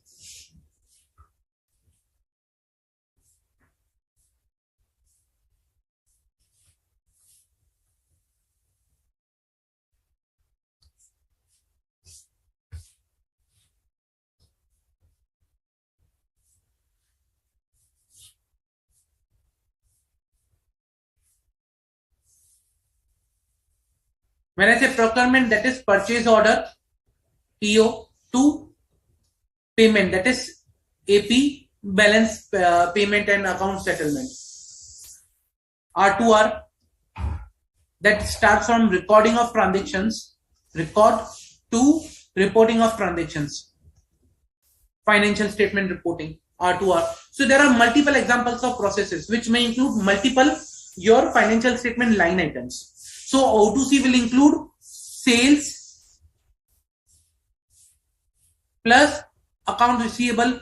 P2P will include your purchase plus your AP balances. R2R will include the reporting level things. So there are multiple business processes which are there in an organization.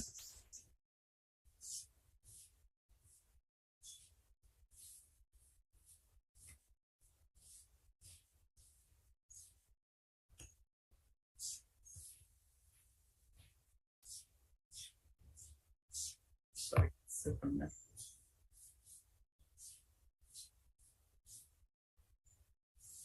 Okay. Now, when I say transaction level controls are present at transaction level. Means, for example, at invoice processing level, control at processing of each invoice, control at issuing payments.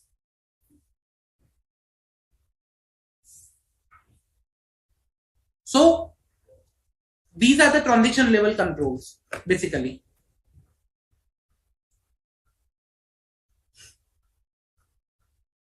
Clear? So these are the three type of controls with respect to the three type of risks that we were talking about earlier. Clear? Any doubts?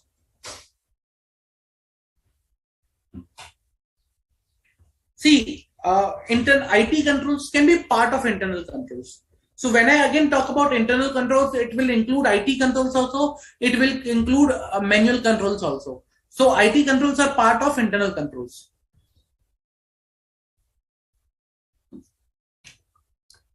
Any doubt, guys? Any doubt?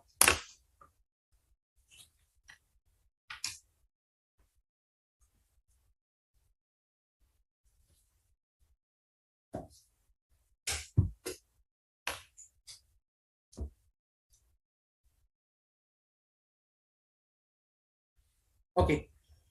No doubt. Then let's do one thing. I'll provide you some of the controls with example. You tell me whether these controls are IT dependent or manual or automatic controls. Okay. Let's say all customer credit limits are verified by an customer master officer on a quarterly basis, and a report is prepared a report is prepared by uh, customer master officer, that is CMO as of I right now, by CMO and reviewed by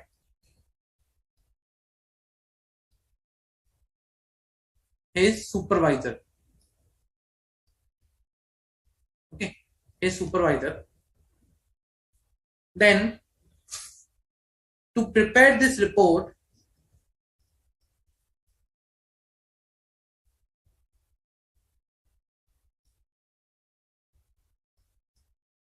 the customer master data along with their credit limits, their updated credit limits are obtained from system.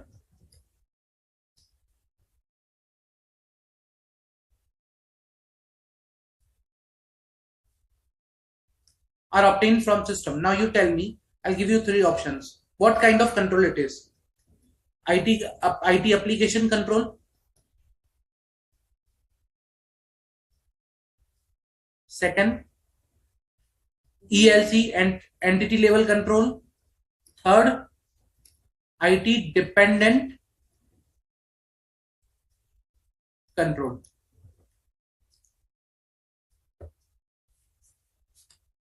You tell me which type of control it is.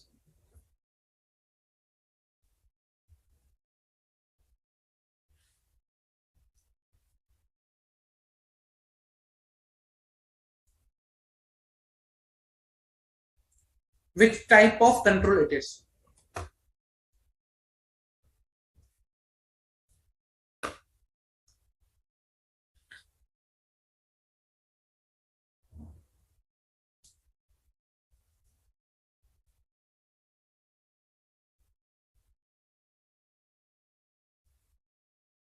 Come on, guys. Which type of report it is? Control it is.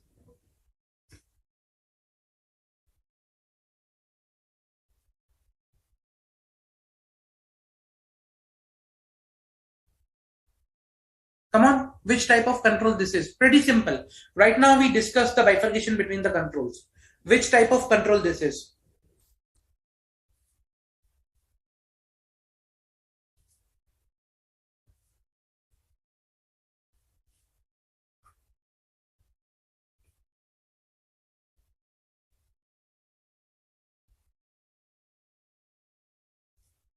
You just need to think about whether this is IT control, application control, IT dependent control, entity level control, which type of control this is.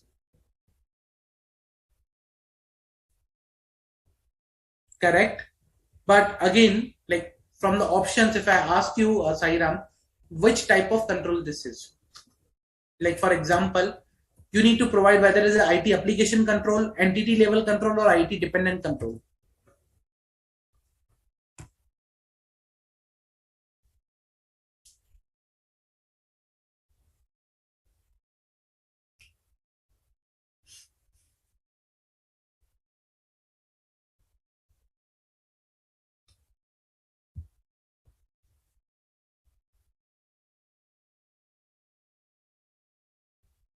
Come on, guys.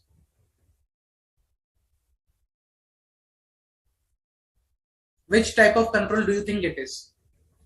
So see, simple answer. I'll tell you how to identify. Here, the review. Basically, the review is there. So the control comes when into the picture when there is either a review, maker, checker concept or something like that. So there's a review which is being happened and by his supervisor. So there's a manual review in the process.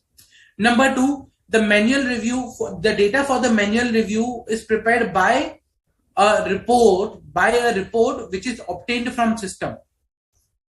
So if in a control there is a manual plus IT element, if in a control, if manual and IT element both are present,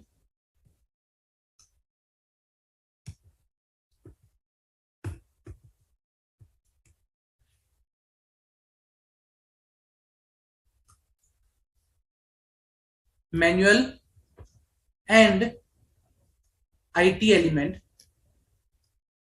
that is report, and here review. If both are present, then that is IT dependent control. Okay. If in a control, manual and IT element both are present, then it becomes IT dependent control. Because the manual element is there, then it cannot become an application control. And if it is, that's the transaction level, not at the very big process level, then again, it's not an entity level control.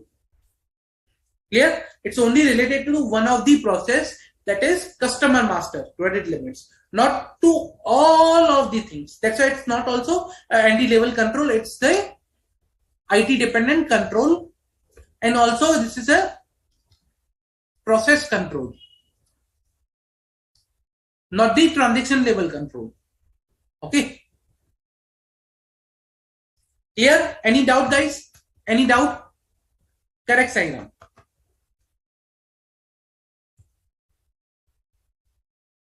Okay. So that was something, IT dependent and different type of controls that we were talking about. Now,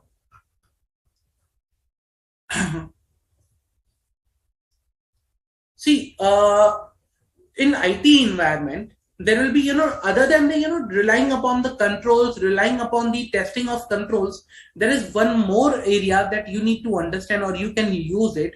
That is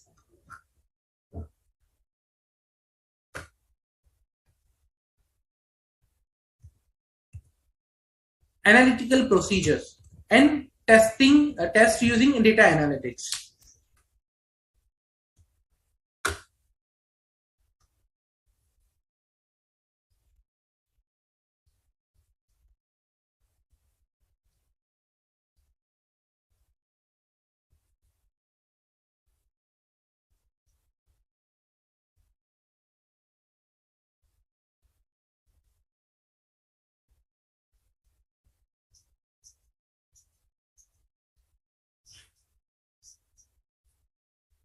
Okay. Now, analytical procedures or test using data analytics. Here, what is it we need to understand is that in an automated environment, the data and the the data and you can say the processes are inside the system. Okay. And to get information about the system, about the processes, we need to obtain that data. And not only data, after obtaining the data, we need to prepare and do some analysis over that data. We need to prepare reports, we need to identify the trends, the logic, from data to information, from data to process data. We need to understand that whole process by doing the analysis of the data. Okay. Now, when I obtain the data from a system, okay, raw data from a system, and I perform some you can say some processing. Okay, I perform some processing, I use some techniques to refine the data.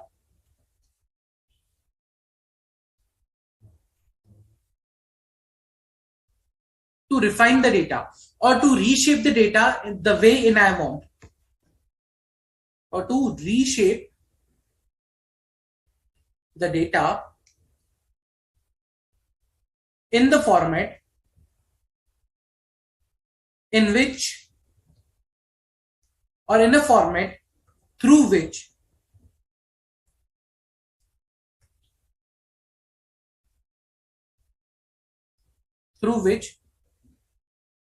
some conclusions can be drawn. Then this whole process converts the raw data into my useful information. So this processing adds this whole processing adds usefulness to your raw data and becomes it information. When, so if I write an equation way, if there is a raw data and if you add usefulness into that raw data, it becomes your useful information.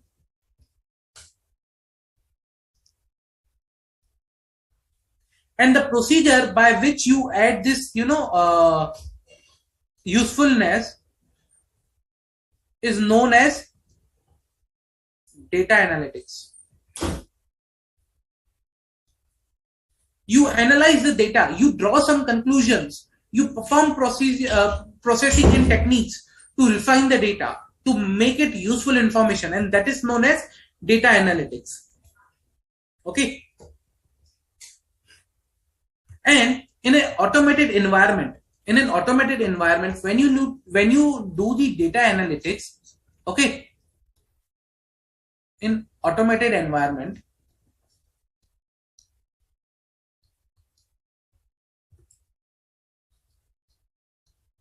when you do the data analytics, it is known as computer assisted auditing techniques.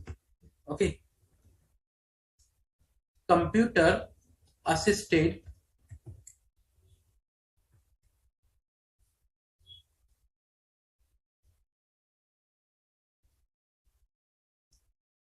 auditing techniques.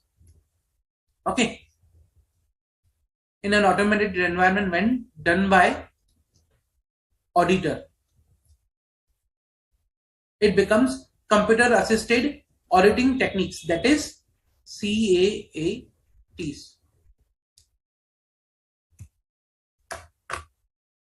Okay.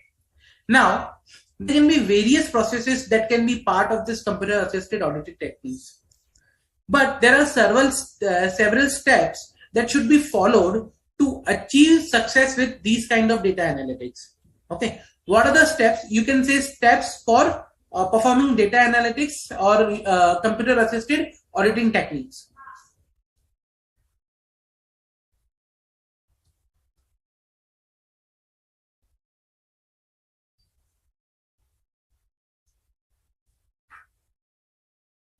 Pretty simple. We are already seeing some of this already. So first of all, understand the business and IT environment.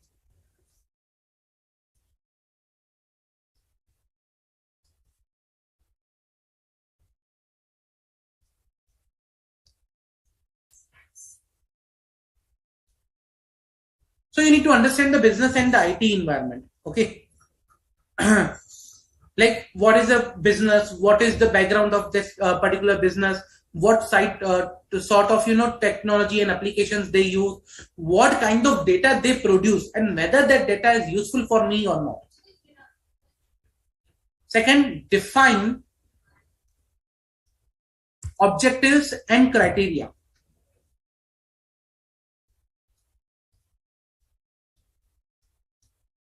of this procedure. Like when I say objective, why you want to carry computer assisted audited techniques? Why you want to do data analytics? What is your objective behind the data analytics? Define that objective and the criteria for this data analytics. Third, identify source and format of data.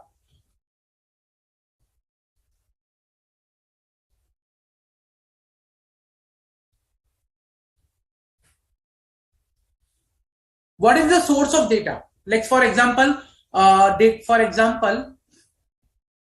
data is coming from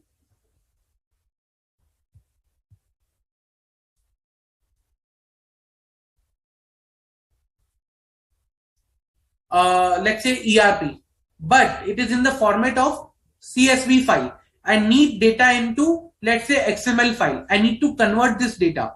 So that's my objective. Let's say for not objective, but one of the steps that I need data in XML, but I'm getting data in CSV format. Okay, I need in XML format. So I need to convert for that. So identify the source from where the data is coming and in which format.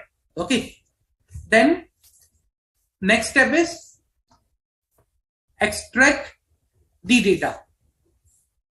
If you want to perform analytics, you need to extract the data. Once you identify the source, now use the source. Get the data from that source.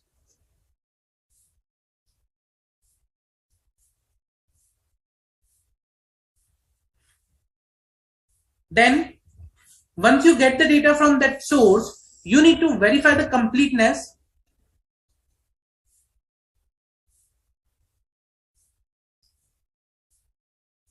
and accuracy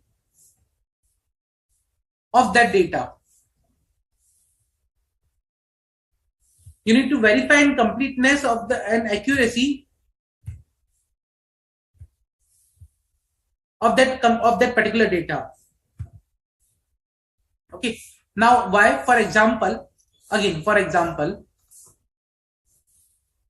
am performing analytics on credit limit of each customer, and my objective is to identify customer with excessive credit limits. Okay, identify customer with excessive credit limits. For that, what I did is I obtained customer master list with credit limit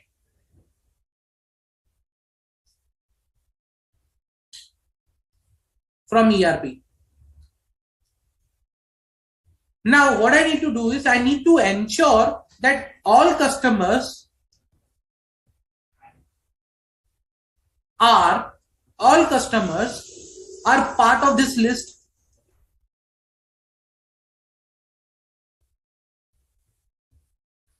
There can be issues also, like for example, earlier there was a vendor. That vendor later on, converted into customer. Now this vendor is still enrolled as a vendor only, so it will be in vendor master list.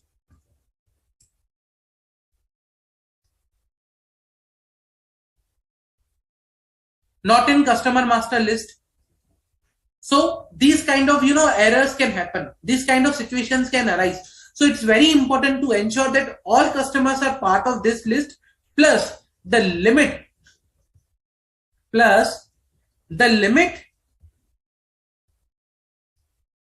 is updated one. Let's say for example, someone updated the limit of the customers, but it was not entered into the system. Then what you will do? So then it becomes necessary that we should have the updated limit from the system. Then only you can ensure that completeness and accuracy of the data, and whatever procedure you will carry out will be appropriate. Otherwise, there will be no use of the procedure that you are doing.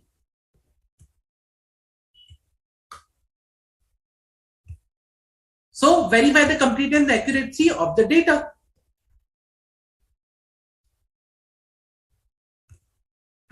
Next step, apply criteria. Okay, apply criteria on data obtained.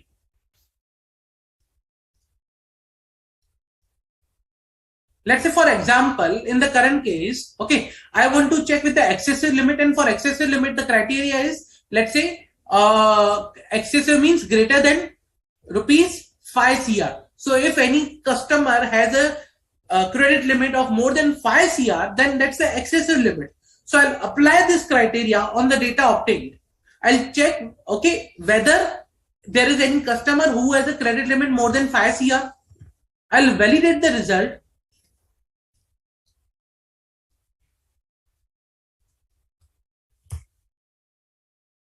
Okay, I'll validate and confirm the result.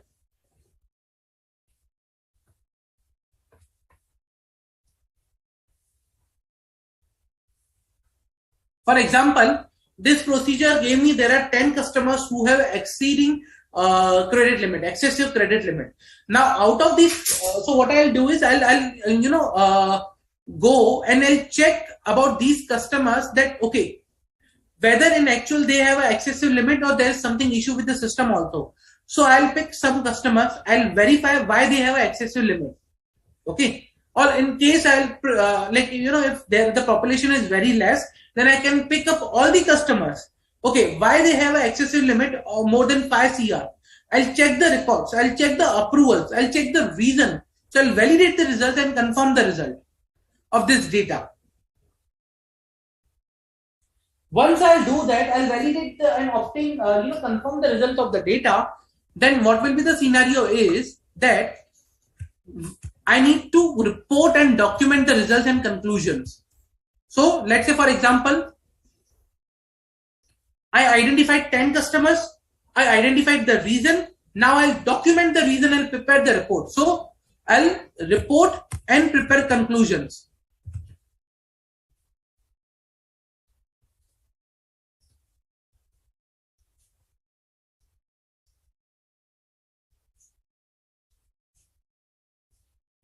By this way, I'll perform the whole, computer assisted audited techniques, or you can say data analytics.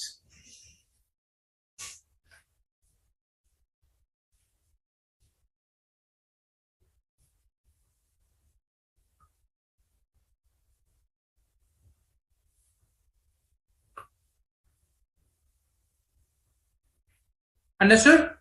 Now this is a process for CATs, CAATs. Clear? Any doubt? Any doubt, guys?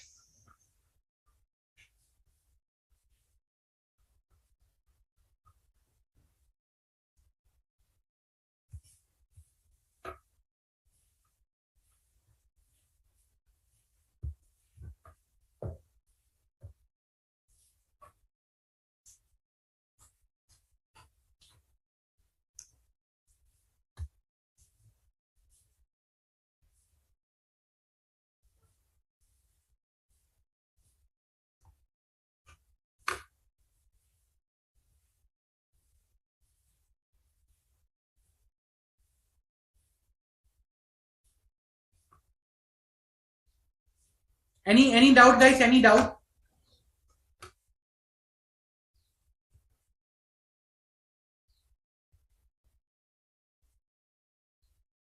Here are the steps, Sairam.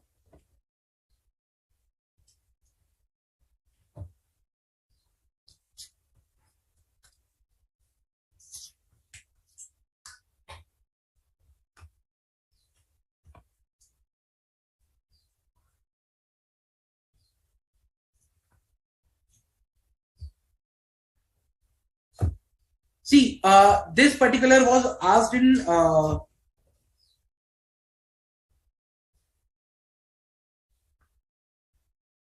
December 21 also.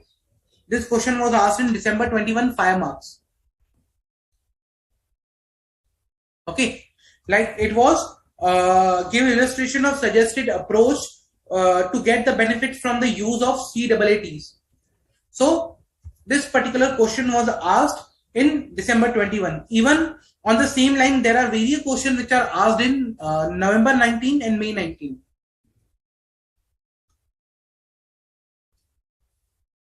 Even it was part of the RTP also, but again, so that was part of RTP also in May 19. But again, that's a so this is a very important topic, guys. Please ask questions if you have. This will enhance your understanding about the topic. Any doubt, guys, with respect to this topic?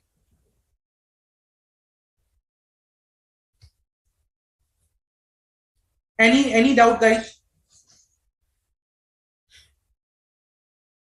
So in July 21, even in the December 21, there have been two questions from this particular topic. One was from the whistleblower policy. One was on the steps of data analytics.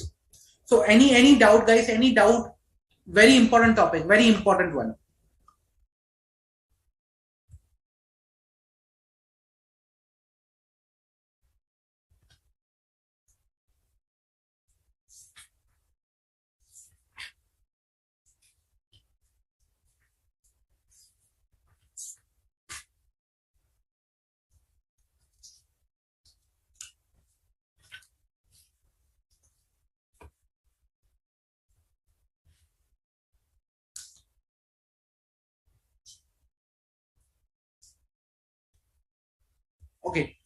Uh, so if no doubts, then guys, I'll take you to the one question which was asked in it was asked in July 21.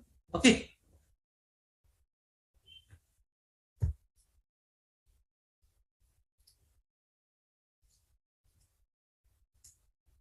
This question is basically, related to the understanding of whistleblower policy, understanding and evaluation of.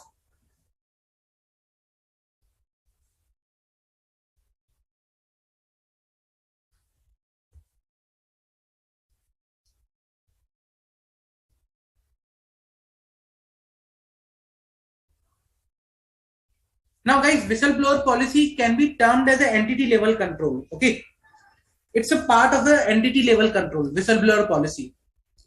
So, my whistleblower policy is entity level control, and I need to provide procedure to understand and evaluate the entity level control. So, what can be the procedure, or what can be, how can I identify and understand the entity level control?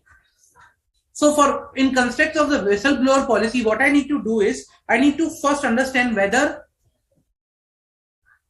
the company has whistleblower policy. First of all, understand the basic, whether they have the policy in place or not. Okay. If they have the policy, then whether this policy is approved or not. Okay, whether this policy is approved or not, and approved means appropriately approved and documented. Okay, so whether this policy is documented and approved or not. Third, whether this policy, like let's say for example, if I prepare a policy but I don't circulate to the employees.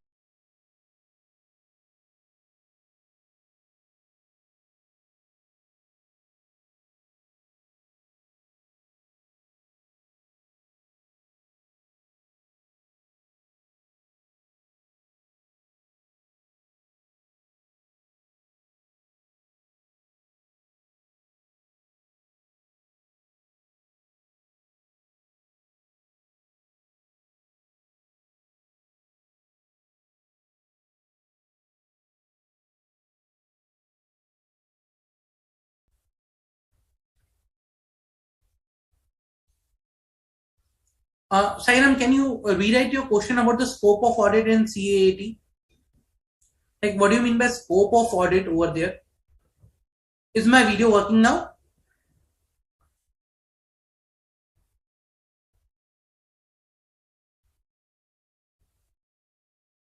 Okay.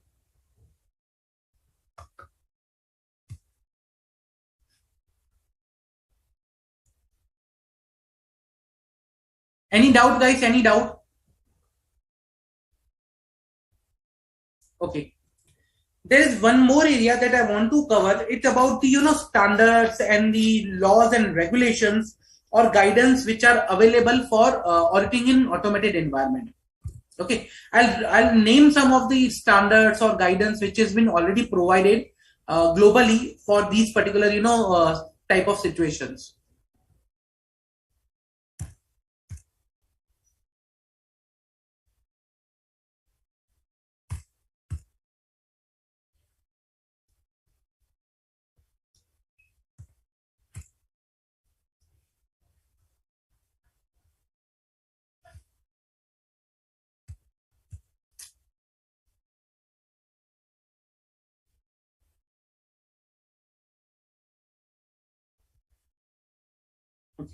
So these are the some standards, guidelines, or relevant framework applicable or available to which can help us to perform audit of automated environments. So the first and foremost is standards on auditing.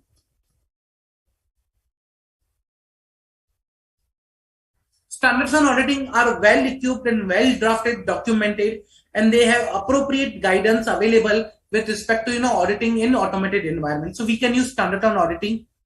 Second, guidance note on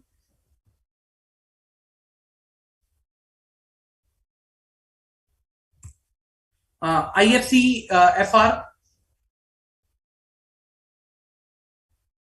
Okay, guidance note on IFC FR, because Section 143 of the Companies Act requires statutory auditor to provide independent opinion on designing and operative effectiveness of internal controls, internal financial controls over financial reporting.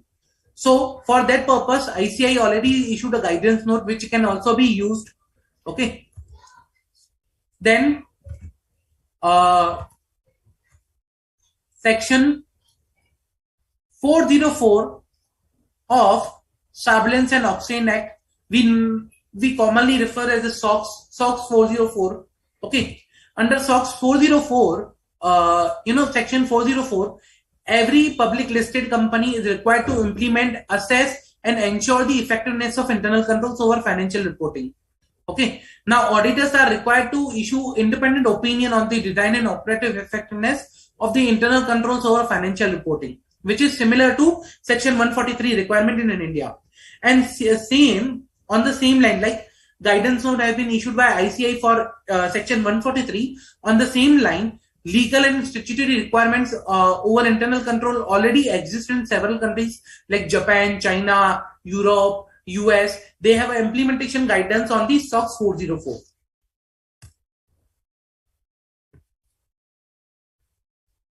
Then another area, another control is, or you can say guidance is ISO 27001.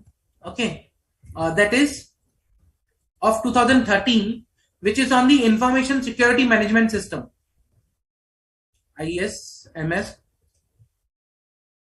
Okay. Now this standard issued by the International Organization of Standards, that is the ISO, okay, provides that the framework, guidelines, procedures for implementing information security and related controls in a company. So this is can be considered as a good example or guidance, providing standard which helps us in understanding, okay, what could be the framework for the information security and the related controls in an organization, framework available for that, guidelines available for that. So it's a standard issued by the ISO. Again, there is a ITIL, that is Information Technology Infrastructure Library, ITIL, and ISO 20000. So these both are the set of best practices. Okay, ITIL is an information technology and infrastructure library, and ISO 20000 is a set of best practices, processes, procedures for IT service management in a company.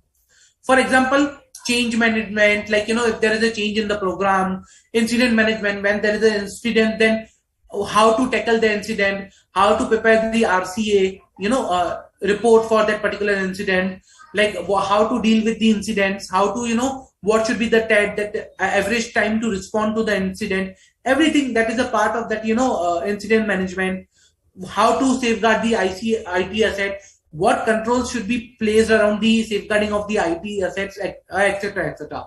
So there's a list of the best practices which is given in this particular standard. Then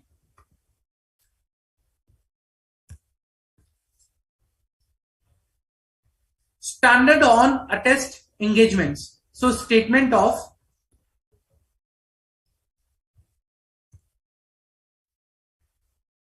standard on attest engagement. Okay, that is SSAE number 16. This is issued by American Institute of Certified Public Accountants, AICPE. CPA. Remember, AICPE is an institute in US which has issued this standard, which helps in the reporting for control at a service level organization. Now, remember, there is a type 1, type 2 report. They have a SOC 1 for reporting, SOC 2, SOC 3 for reporting. They are the types of report over there. Again, we have a audit that is Control Objective for Information and Related Technologies, is a best practice IT governance and management framework published by Information System Audit and Control Association. Okay, this provides resource, tools, guidelines, and a framework to assess the IT governance, risk, and compliance in the information security area.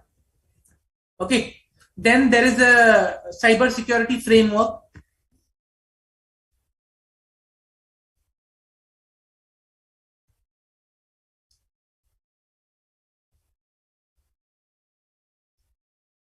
Cyber security framework. This is also known as CSF. Okay, this is again issued by the National Institute of Standards and Technology. One of the popular framework for improving critical infrastructure cyber security. So this primarily focus on the cyber security area. Like other standards which focus on the information system, it focus on the cyber security and cyber security risk. So different type of standards, different type of framework reports and address to different type of areas. Clear? So these are the some of the common standard and guidance that are relevant in respect to this particular auditing in automated environment. Any doubt, guys? Any doubt? Any doubt?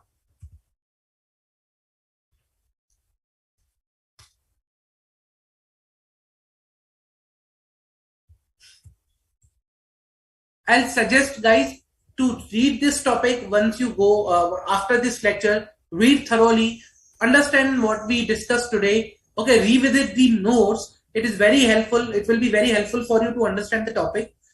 Number 2, in the next lecture, I will be covering the new topic that is there in the schedule. And also, guys, please ask the question, read the topic before coming to the lecture, because this will enhance your understanding about the topic. Okay, and please provide your feedback with respect to what areas what additional you need, whether you are liking the lectures, whether you need something additional. So please provide your feedback on the mobile app. It is very important for us to understand whether you are getting the things or not. Okay, I'll suggest please read the topic after the lecture, revisit the topic after the lecture, prepare your own notes along with me, revisit those notes, and ask questions as much as you can. Take the benefit of this this platform, this facility which is provided by ICA.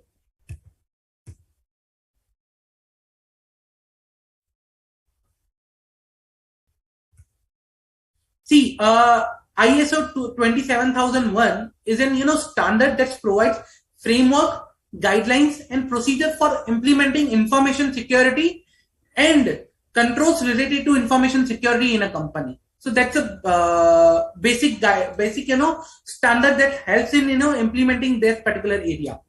Now, if you want to like for IT industries or where the information security is very critical, they seek this certificate of compliance. They seek whether their framework, that the information security framework or their controls regarding the information security are in compliance with the framework of ISO 27001 or not, which may include physical security, backup and recovery of the data, disaster management, controls, business continuity, framework, a lot of things. Any further doubts, guys?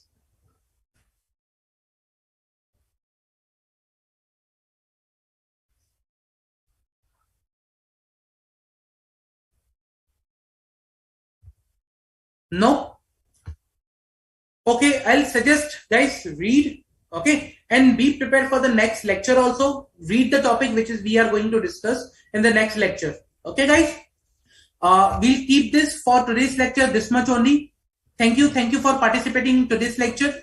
I'll see you in the next lecture. Have a nice day, guys.